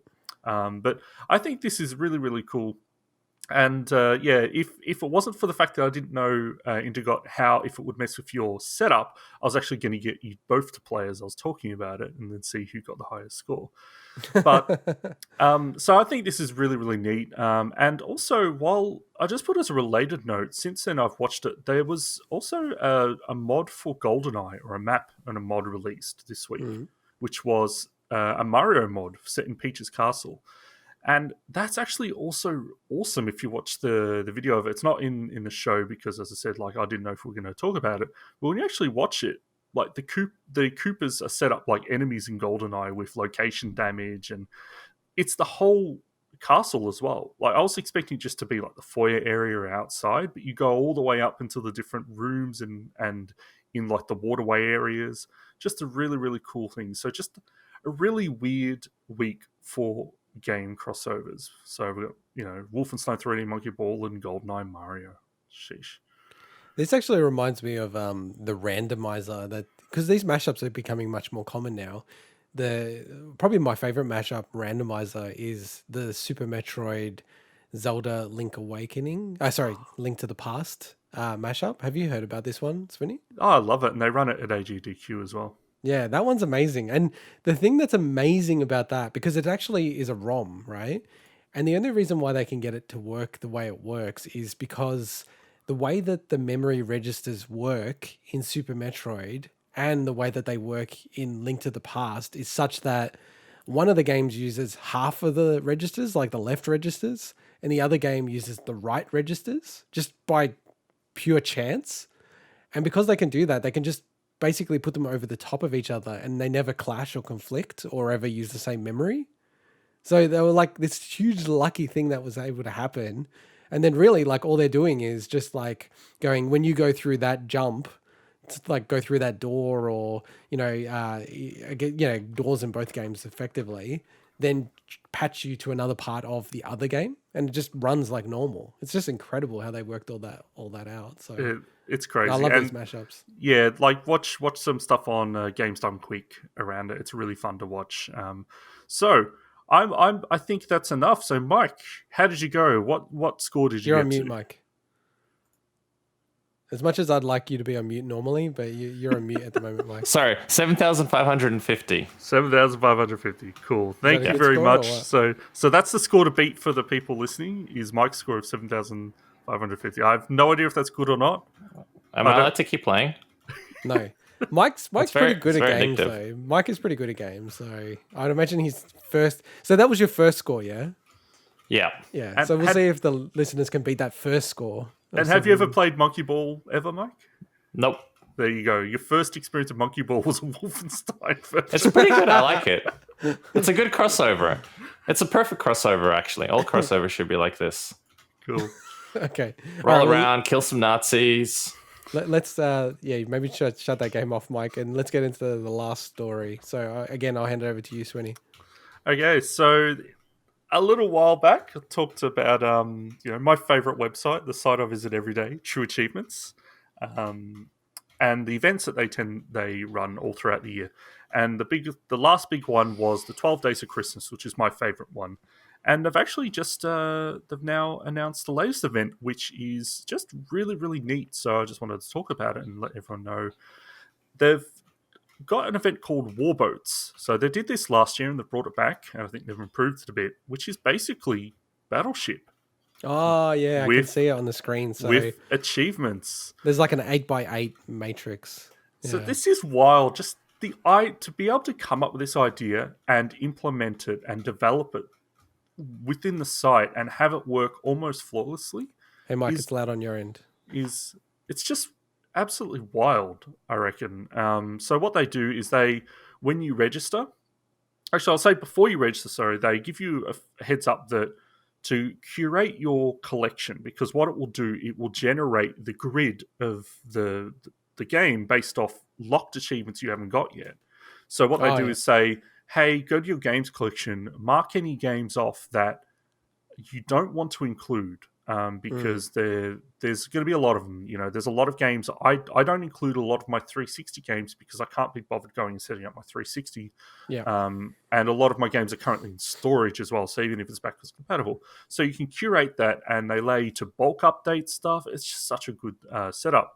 But when you're ready, you click, you register, and it generates your grid, and it will only include what they call low ratio achievements, so easier achievements in games. Oh yeah, because they got the internal. Yeah, that's cool. Yeah, it's wild. They don't. There's every achievement on True Achievements has flags, so it could be saying what kind of achievement is it time sensitive, is it related to collectibles, and one of them is time consuming, so they don't include those ones. They don't. Another one is unobtainable, so you can't actually unlock this, so they don't include those. So it's really good. They make it so that it is achievable. You can do this challenge, but it still depends on what you got in your collection. So I honestly, looked at when it generated for me. I looked at it. I'm like, oh man, this is going to be tough, because it follows the exact standard rules of Battleship. You've got 5 ships with the same sizes hidden around. There's no diagonal ships and stuff.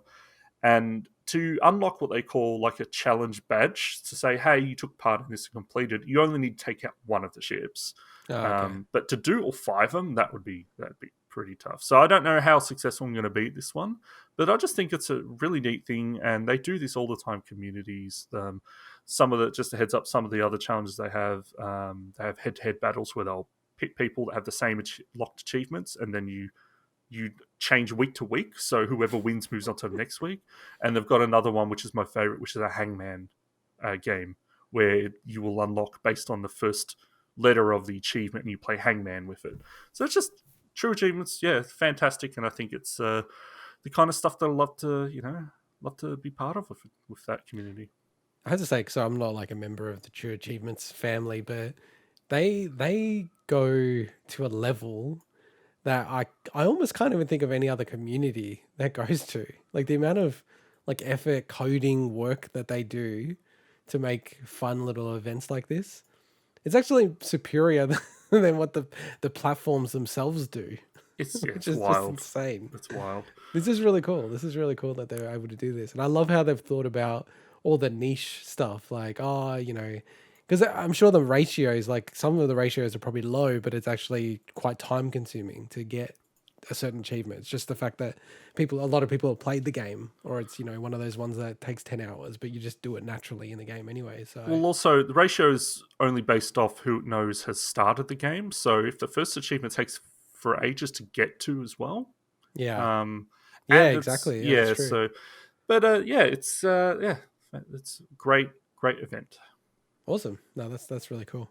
All right, let's get into my favorite segment of the week. So the bargain bin. So I'll zip through it this week. So on Epic, Star Wars Battlefront 2 is available for free. I have it installed and it's soaking up a huge amount of hard drive space waiting for Mike to install it and play it, but I don't think he will.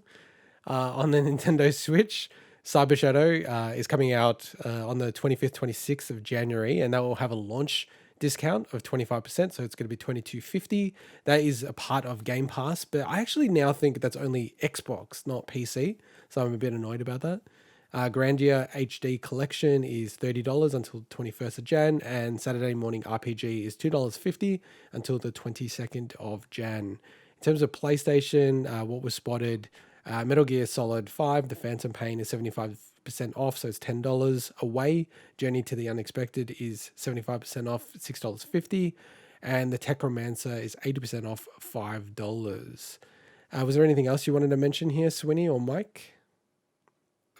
It's the Technomancer, not the Techromancer. Just you can't disrespect my my beloved Spiders developers like that. No, just one thing about the Xbox sales. So it's difficult to talk much about Xbox sales unless they have like a big seasonal thing, because they actually change the sales over just after, like a day after our podcast comes out. So that's why I actually never include any of that stuff, even though I would actually sometimes grab it. So that's a shame. But there is a PSA I do have. So a little while back, probably about a month ago, I talked about that Shadow of Mordor's a couple of achievements would become unavailable because they're shutting down the servers. And that was the case. So it wasn't incorrect information. But they've real credit to the developers and the publishers. They've actually gone ahead and done the work necessary to make it so that won't happen now, and they've patched it so that those things don't require the servers anymore to be unlocked. So that game is still completable, which is great, because now it's actually gone back on my list to potentially complete again. So yeah, okay, no, that's really cool. All right, well, let's get into a special feature that I do not actually know what it's about. So I'll just hand it over to you, Swinny. Yeah, so this generally we'll do one special feature a week at minimum. And this week I'm like, okay, we didn't have anything. I'm like, okay, what am I going to do? Should I plan a quiz? Should I do something special? And then I thought, nah, you know what? I'll just talk about my Xbox Series X. Oh, so you did get a Series X. He did get it. What a bastard. Oh my God, you got to ruin the intro now. Devious liar. Why did you say that you didn't get one? Yeah. Because it was I guess because it would ruin his secret feature. It was a surprise segment, and I'm like, well, at that point I've got to be dastardly, and I've just got to lie. Like, just bold-faced lie. There's no way around it. Because I was That's okay. That was a good white lie. I was expecting you guys to possibly mention it, but I'm like, well, if you don't mention it, then I won't lie, or at least I'll be. I was always going to mention it because I got the sense that you did get it when we were saying about, hey, it's on sale. Yeah, so I got it. I've had it for about since Thursday, I think now. Okay, nice. And so where'd you get it, by the way? So I actually got it from Microsoft. So nice. Wow, it delivered really quickly. Yeah, it was super quick. Wow, pretty much. Yeah, I think it was next day. I think I ordered pretty early. It's impressive. I think it was next day. If not, it was the day after that. That's really good. But yeah, so it came. How's Valhalla? Well, I've got a list. I'm so excited for him. I'm so excited for him. This is Swinny joining the next generation. You've got to build up to that stuff. Exactly. So, first of all, the console itself. Look, a lot of this stuff is obviously not new information, but I think it's good to kind of maybe mention some of this stuff again as part of, what I found when I turned this thing on. But first of all, the actual console itself. Look, we all know it's big.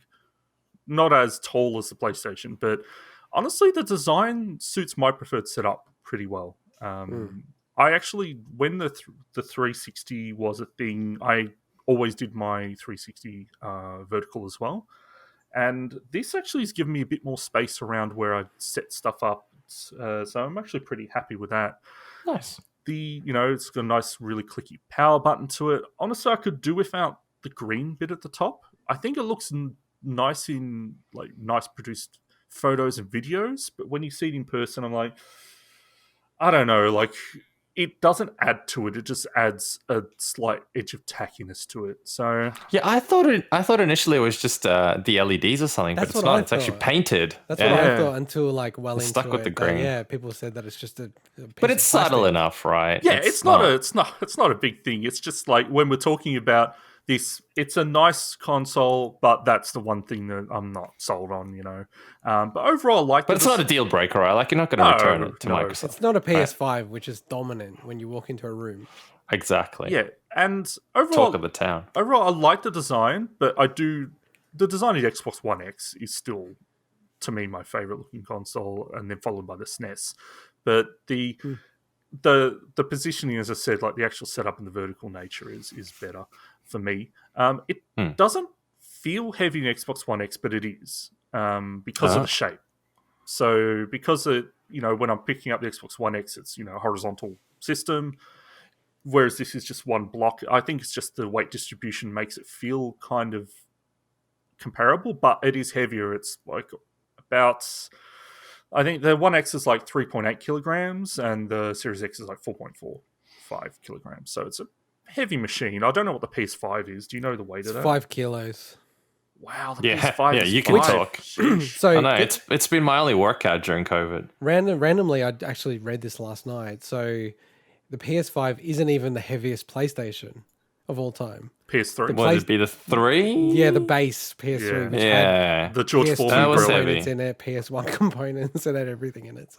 So the controller is obviously very similar to the Xbox One, but it is really nice. It's the new grips that are on the triggers are actually really, really great. I didn't initially appreciate them as much until I got to one of the games, and the same with the Rumble, until I started playing games that really kind of use the triggers a lot more. But yeah, they're really, really nice. Surprised by how much I really like the D-pad actually. So it's a design that's similar to, I think, one of the Elite controllers had this as an option. But I do love the Xbox One's D-pad, but this one, it's nice. It's very clicky though. It's a lot louder. So if you don't like clicky controllers, this is a clicky controller. And it's a different. So this is a USB-C power cable as well, as opposed to micro USB, which is appreciated. But the swapping between them as well, I will say, is much easier. So I had to leave. I was leaving a game on. It's Bug Fables. You accrue interest in your bank account, whatever. I'm like, okay, I'm going to leave it overnight and get more money. And to do that, I had to leave a plugged controller in. And just swapping between them is really, really easy. I think it's better than it's ever been. Nice. Getting everything set up was actually... Now, I'd heard good things about this, but until you go through it, it's kind of eye-opening. So when you turn the console on for the first time, it asks you to use the Xbox app. You don't have to, but that's the main thing it says the way to do it. Yeah, and I already had the Xbox app, and at first I'm like, why does it make sense to get someone off the ecosystem? And I know it's a popular thing in a lot of consumer products now to do it this way, but what was great about authentication? So a couple of reasons. So that a couple of benefits that I found from it. So yes, authentication. I didn't have to sign in once at all because I already had the Xbox app signed in on my phone. If you don't have that, then you'll need to obviously do it there. But also the fact that it downloads all the system updates while you're going through the setup menu on the app. So the console will do its thing.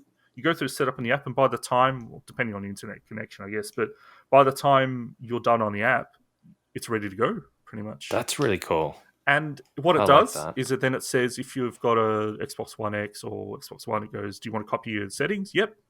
All the same settings for across the whole interface and platform. So I don't have to go through and change any of that stuff. My external hard drive from the Xbox One X was already there. All my games are already there. Everything was just it was the most seamless transition I've ever gone from one product, consumer product to another, let alone consoles. It was just so smooth. And that's, I guess, the benefit of why having the new UI on the Xbox One X and the last gen was actually good for this, because it just basically said you're set up and ready to go. Really, really impressed by that. And I think with, the UI itself is really, really fast, but the work they'd done on the One X had already gotten it to a much better point. So it is faster just naturally because it's loading a lot of the internal stuff off the SSD.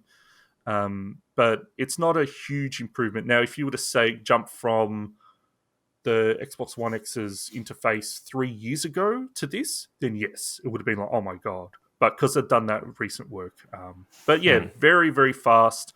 A weird thing, I was worried for some reason that they would have taken it out with the new animated backgrounds, but they didn't, thank God. You can still set achievement artwork as backgrounds, which is just awesome, because some developers are horrible for it, but some will put some really nice artwork from the games, concept art, and you can have any of those as backgrounds in your platform. So that's really, really cool. So just, I guess, as the last thing about setting it up is going to the games and seeing, okay, which ones actually have upgrades for the Series X.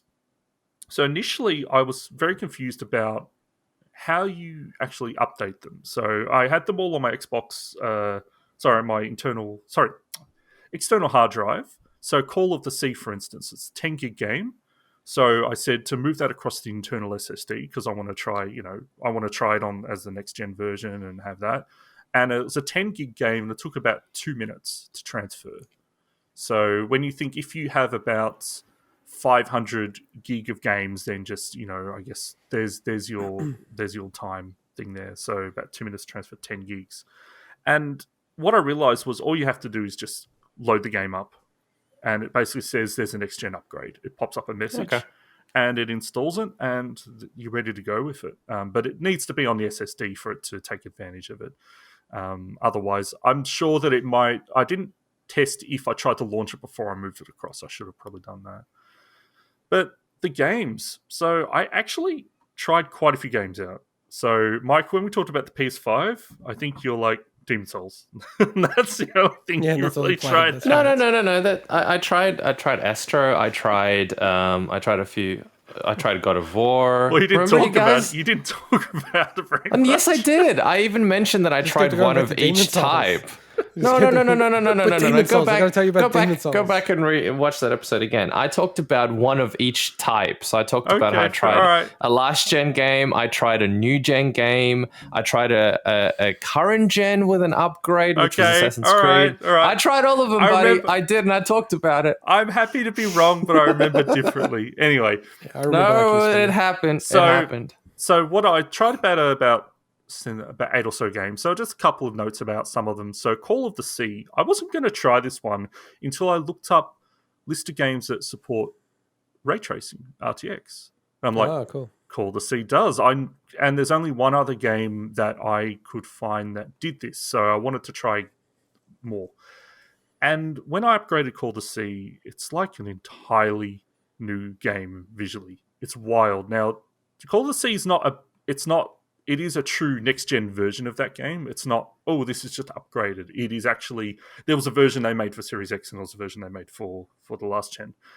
But between that and ray tracing, which is the first time I've ever experienced ray tracing myself in the game,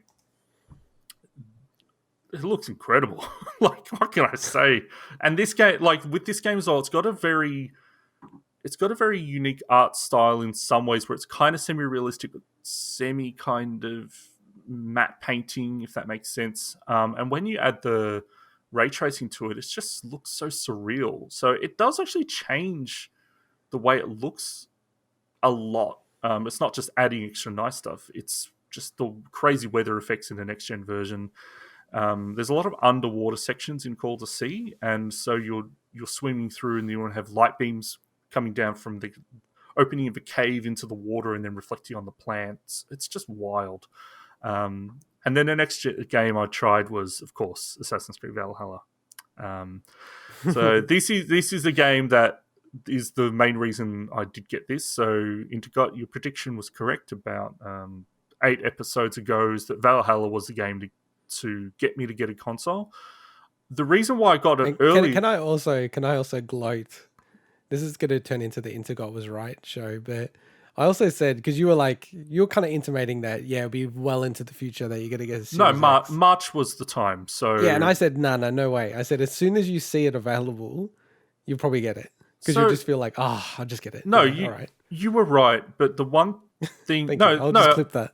I'll clip that. No, you were right, but the thing I will say is that at the time when I was talking about that, first of all, I actually didn't expect, and I should know differently now, but I didn't expect Assassin's Creed Valhalla to run at 60. I didn't, because they've no console Assassin's Creed has before. And also, so that was probably the main reason was like, no, that's fine. But obviously when I saw that, it started getting those gears turning. But also, I was worried that, okay, if I get this in March, are they going to be available again? So there was that not the... It was the FOMO. It was FOMO. It was FOMO, but it's like, well, it's available now. Does that mean, you'd never know? I don't know when this stuff is going to come and go. I feel like you're almost trying to argue it's not FOMO, but it's like the definition of FOMO. That was FOMO. Yeah, no, it is FOMO, but it's basically like, I think it's realistic, the fact that, that anyone that's kind of, planning, I'm going to get this in March, you don't know if it's going to be available. So it makes sense. It's like, okay, Yeah, I honestly think, I don't want to gloat again about, Intergot was right, but, we did a quick segment a few shows ago. Hey, Mike, you're really loud on your end. Sorry. We did a segment a few shows ago where I was just saying, look, if you want to try to get one of these consoles, probably the best way is to just latch onto the Press Start Twitter, so Press Start AU Twitter account, because they do... you have to give them credit. They post always the first out of anyone saying, hey, PS5 is available here. Xbox Series X is available there. I think Mike and I both shot you that link. And that was sold out within a few hours. I also told you well before all of this that it'll run at 60. Swinny? Mike, we were talking about that, I didn't know. When I mentioned that, I had no assumption that Assassin's Creed... So I think you were saying that after we talked about it. Assassin's Creed had never run at 60 on consoles. And the comparison I used was Assassin's Creed 4 Black Flag. So when they released the next-gen version of that, it just upgraded the resolutions and textures and stuff. They didn't but at the frame rate. 60. And that brings me to, I guess, an overall thought, just... that's relevant to this is it finally feels like the Swinny generation where 60 FPS is the standard or the minimum now, which is just so good. For now, yes. For now, I know, but it feels like that way more than ever, and that's just something I've wanted for so long. Again, I've said it before, ever since playing F-Zero X on the 64 and seeing how games with smooth frame rates just make such a better experience. And obviously it's always been the case on PC, but as a console gamer, it's so glad to be finally there. But just quickly run through the last couple of things. So I upgraded Rocket League. Oh, yeah, that'd be cool. Yeah, honestly. Do you want to play that? No, not many games. As soon as Rocket League's mentioned, you want to play Rocket League? It's honestly hard to tell the difference with that game for me, especially with my TV, because I don't have a 4K TV. So that's something I should clarify. These are all just playing on my 1080p TV. Oh, throw the Series X in the bin. So the one thing, Rocket League, so it's hard for me to tell if it was much better or not, because it already ran really nicely. I think that the only thing I noticed is I think the boost particle effects and stuff may look nicer. There's just it just looks nicer. It's hard to tell with the Rocket League. Also loaded up Tetris Effect Connected. Yeah, I mean, just quickly on Rocket League, it's still running on the Unreal Engine 3, with Unreal Engine 5's coming out this year. So they're it's not going to look like the best game ever, Rocket League. I know, it's just kind of doesn't need to though, right? There's few games here that I can compare to games that I've played previously. Sure. And one of those that I can't do that with is Tetris Effect Connected. But hey, it's an Xbox Series X exclusive for now, temporarily. How good is that game? It's an awesome game. But again, a game that doesn't need the new consoles. It's also on game. The thing with this exercise as well is that okay, it's what's available in my library and what's available in Game Pass I can test out that have Series X versions, and this is another game. And I'm interested. Did you try Gears 5? I'm getting it. So Tetris Effect Connected, it's really nice, but I can't compare it to anything. But yeah, it's a Series X game. Forza Horizon 4. That game was the first I installed because I'd heard really great things about what they did to upgrade that game. And it looks utterly stunning. It runs so nicely. And Forza Horizon 4 in general, I've played through it before, but has one of the best openings in a game I've ever played. I don't know, Mike, if you remember it, but they set you go through all 4 seasons with different, and you transition between the different vehicles in these cool transitions. It's really cool, yeah. It's such a high octane opening. And while I was reading some stuff about Digital Foundry and what they found about it, honestly, a lot of their findings, they're all about minutiae, I understand that. But when they're talking about stuff that's, when you look up close at something, how often are you looking up close at anything in a driving game where you're going like 150 kilometers an hour most of the time down these roads? It looks great. It's super smooth. Yeah, it's a good-looking game. Gears 5. So this game was another one they did a lot of work to, and this is the other game that's ray tracing supported. So when I installed this, I was a bit pissed off because I installed it, went through, I don't know how big it was, but it's a decent size. Then I get to the menu and it was a lie. It didn't actually install, it must have installed all the base shared assets, but then it hadn't installed any assets for the campaign or multiplayer or anything. It's like, give you that option when you select to download it initially, not go through the process. Because I'm like, okay, I've got an hour and a half to kind of just play through bits of these games to kind of just see what they look like. And I had to go through and download a whole thing for that. So that's frustrating. We're still dealing with teething issues around that. But it's good to have the option to choose. I agree. But did you know if you can play that cross-platform? Like, can I play that on PC again with you, co-op? My assumption is yes, but I don't know. Okay. Because we should do that. I really want to play that game. Yeah, we'll see. We'll talk. But okay. It's not an RPG, dude. Why even try? No, because anyway, Gears of War is a separate thing. I wanted to play this because, again, like I'm testing out what these games look like. Because you got a next gen console, you want to see what they look like. And look, this looks great. What can I say? It almost looks. That game opens with like a training mission, and almost looks too detailed. Like there's too much going on. I hear that a lot of people say it's the best looking game on the Series X. Gears 5. I would probably agree, but weirdly, like just when I mentioned Call to Sea before, in the part when I reviewed that game, I mentioned, it could probably run on mobile. The version I was playing on Xbox One probably, but not this version on a Series X. That game is for me, looked the nicest, but Gears is definitely, from a technical standpoint, the most impressive I played. Okay.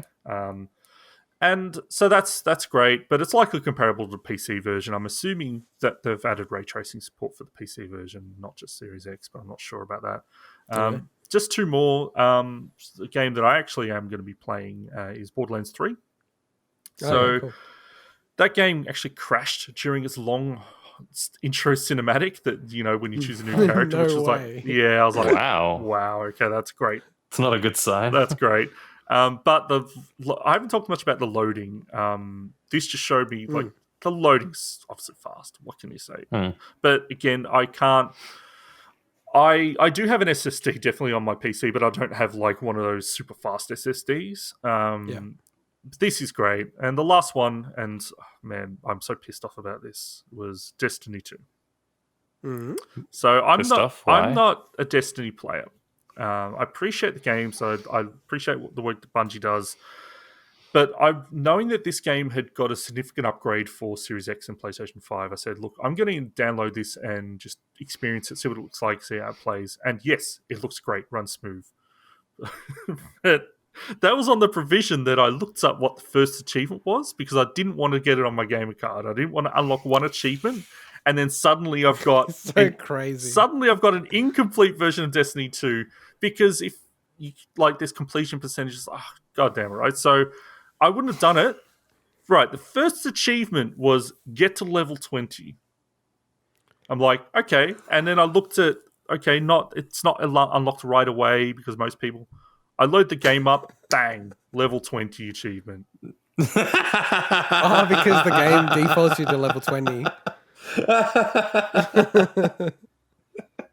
Because in the work that they've done in the big updates and expansions, they've obviously onboarded it and changed things where people just get to a certain point straight away. And I'm like... Yeah, they do. They uplift you so you can kind of get to the more recent you're kidding scale. me. And the reason why I didn't have like 100% unlock rate ratio or whatever is because people unlock that may have gotten that, before that and never... Yeah. So it's like, anyway.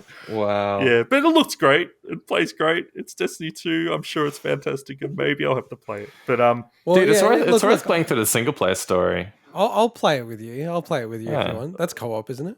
Yeah. Is it cross-platform though? Yeah, it is. It is. Anyway, I like how Swinny is so anti wanting to play with us. Yeah, I know, just because there's an achievement in it. All right, so just closing thoughts. Just moving on from playing with friends. So some closing thoughts. As I said, the transition between Xbox One X and Series X was unbelievable. Honestly, it was just fantastic. Near seamless. Yeah. Now, if you obviously starting from scratch or whatever, maybe from 360, you're gonna have to go through more there. But to be able to just plug that external drive in, and I'm definitely going to transfer some stuff to the SSD. But it's just good to know that if I want to go back to any of those old games, and I've got them there, and I don't have to worry about any of that. This feels like the closest that we've ever been to PC. In a console generation. Now I know that I guess goalpost I should say will keep moving. As PC with the new graphics cards and innovations there obviously move on from this console generation. But this feels the closest we've ever been, and a lot of that is I think the frame rate. Like that is always the weird thing that I've always associated with PC gaming. Hey, you're able to unlock frame rates, you're able to, do what you need to do based on the power of your hardware. Whereas consoles, you've always been generally locked in, with some games being lucky enough to get to 60. Another call out is obviously the Series X and the PS5 to a lesser extent, they need more next gen only games. We're only 2.5. Especially the Xbox. Yeah, but I mean, he's such a shill. No, both consoles need next gen only. Yeah. Like both consoles need more next gen only. Like I'm saying that there are good exclusives for the PS5 already, but there's none for the Series. There's zero for the Series X. Both of them. Even on the previous. There's games on both sides. There's both sides. Yeah, but the exclusive on the PlayStation were always better. No, even though I haven't played most of them. So, but yeah, no. The call out is that. For me to try stuff, so there were some other games like Bright Memory that I'm like, look, I'm not going to buy this game just to test it out because I'm not otherwise interested in it. But there is a game I will actually hope to try out soon, which is the Falconeer, which is an Xbox Series X exclusive on next gen. So, how about the Medium? That's coming out soon. The Medium I'd be interested in if I wasn't such a pussy with bloody horror games. Yeah, you need to do a reaction. Do a reaction video for us. No. That would be good. I don't need to do that. That's what I need to do. That would be amazing. So the Medium, like I'm looking forward to games like The Gunk and stuff like that are, that are on the horizon. The Gunk is a great title. Oh, it's horrible. The Gunk is an awesome title for a game by the makers of SteamWorld and Jerry. I am looking forward to that game just because of Image and Form, the folk behind SteamWorld, because so many of their games are just brilliant. I love the Gunk title. You know what's a bad title? Is Returnal. Yeah, I don't like that title either. Returnal? What? Returnal. The Returnal. Ah, the Returnal. Yeah. Okay. And the last note was, I now need a 4K TV. Yeah, that's the last note. you got to be careful with which one you get as well, Swinny, because you got to get one with HDMI 2.1 at least. Yeah, and you want something that's got a good game mode, low input lag, and all that jazz. Yeah, like I won't be getting one anytime soon, but when you move, yeah, it's just like then that makes sense now. Whereas before I didn't. There was no reason to. Now it makes sense. So I've got an announcement too. I also have an Xbox Series X. What? No.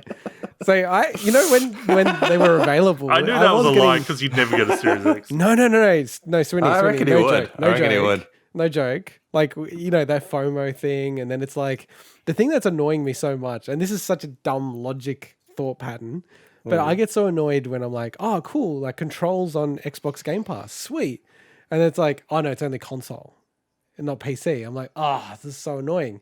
So I was like, if I get a Series X, then I guess I could play all the Xbox One games and all the Game Pass games. I'm like, maybe I should get a Series X. And we could play together. Like, so it was actually like a thought, and then I'm like, no, what am I doing? Swinny doesn't want to play co-op or anything like that, so...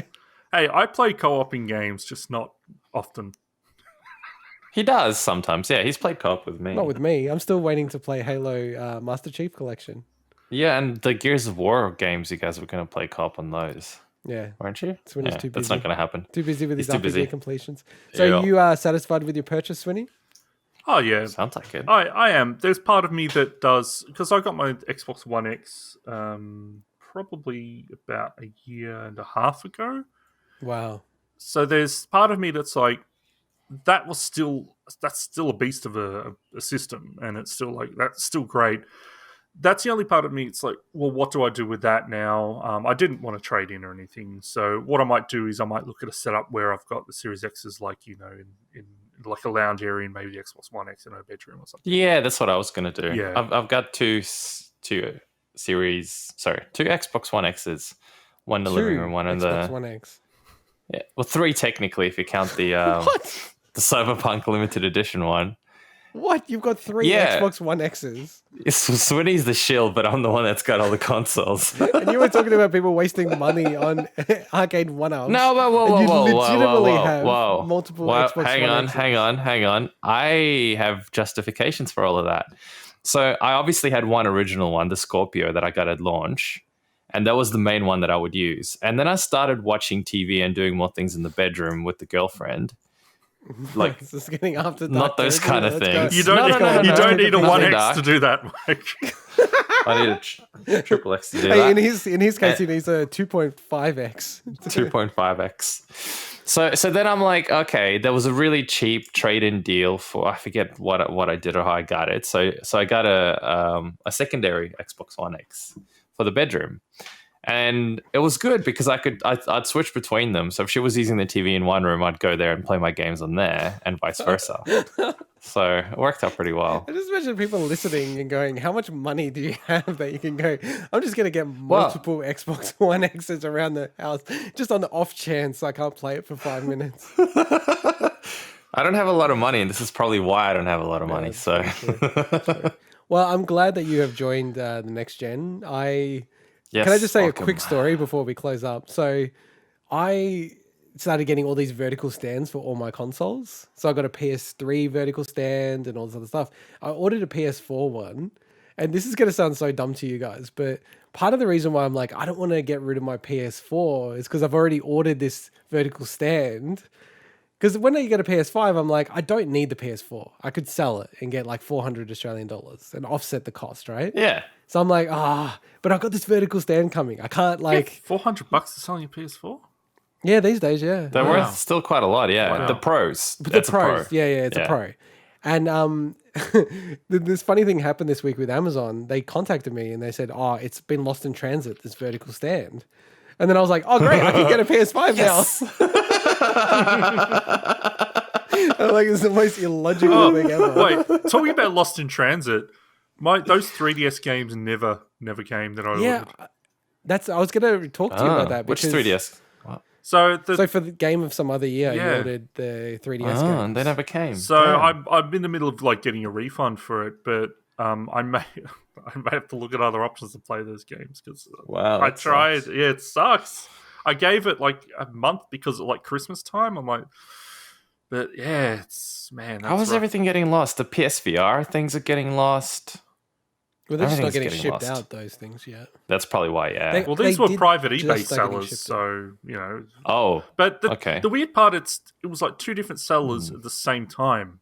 Yeah, that's the weird thing. And they both did. So that makes me think that someone's like taken it out of my letterbox or something because they're 3DS games, so there'd be small parcels. Yeah. You know, so But there was no tracking or anything on them? unfortunately not. Yeah, I wish. Obviously, there was. And in hindsight, I would have paid more for it if I'd kind of. But I've never. Sounds like a mailbox thing, to be honest. This is the first time I've ever had this happen to me. So mailbox. Yeah, that's my assumption. There's another Swinny running around somewhere thanks to identity theft. Yeah, no. Buying Xboxes. No, it's bad Swinny. He's buying PlayStations. Yeah, you got to be careful about what you're announcing Swinnies. on the podcast, Swinny. Like, that's why it's smart that you didn't announce buying the Series X. Imagine if someone lifted that from your house. Yeah, exactly. You'd be in tears. Thankfully, you have to sign for that one. Oh, you did have to sign. Yeah. Like, actually. Yeah. That one I'd imagine you would, COVID stuff. Straight from yeah. Well, straight from Microsoft, you probably would, yeah. They do tracking and everything, so. Yeah.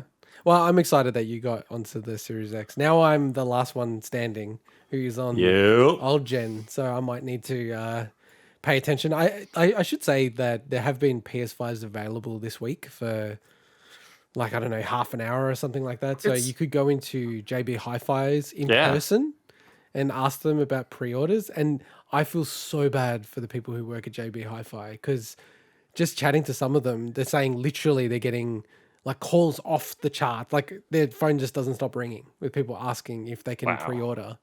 So it's just, the whole thing is handled so poorly. Did you see the good guys screw up around that? Oh, that was totally What did they do? What did they do? They announced a pre-order. Yeah. And it was full price. You had to pay the full amount. And then they cancelled practically all of them. Isn't that right, Swinny? I think it was all of them. Like everyone's saying that, and it was announced, like we talked about Press Start, it's not their fault. They just advertised what good guys said, but everyone's like, what? Now my orders have been cancelled, And they didn't get the money back straight away either. So some people are still waiting for their money back. And I always wonder with stuff like that, how many people they don't process the refund. People just, I know it sounds crazy, $750, but people don't look at the money, like in their credit cards, a lot of people like that. Yeah. We see it at work. So yeah, like that's really bad.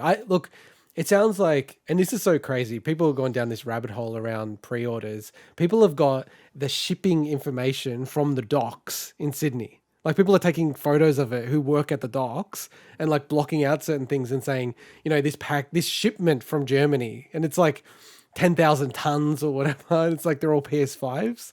So it does seem like next week there's going to be a whole bunch of PS5s that hit Australia. So you'll see a lot of craziness. Keep your eyes out. I might get one. I think my wife's very dubious about it, but I'm trying to convince her. I'll just sell the PS4 Pro, so it's like maybe it'll cost No, you won't, because Amazon are going to come back and say, "Oh, we found that stand we're going to send you. That $10 stand you ordered." No, they said they tried to. They tried to find one, but they don't have one in stock in any Amazon globally anymore. Whoa. So, yeah. So I was really annoyed about that. But yeah, all right. Well, exciting purchase, Swinny. You're now a next-gen gamer. I'll have to update my intro. And let's close out the show. So, as always, if you want to reach out to us, hit us up on Bigwig Pod on Twitter or through the YouTube comments. To help out the show, the best thing you can do is give us a 5-star review on your podcast service of choice and tell your mates about the podcast to see it grow. With that, bye-bye. See ya. Adios.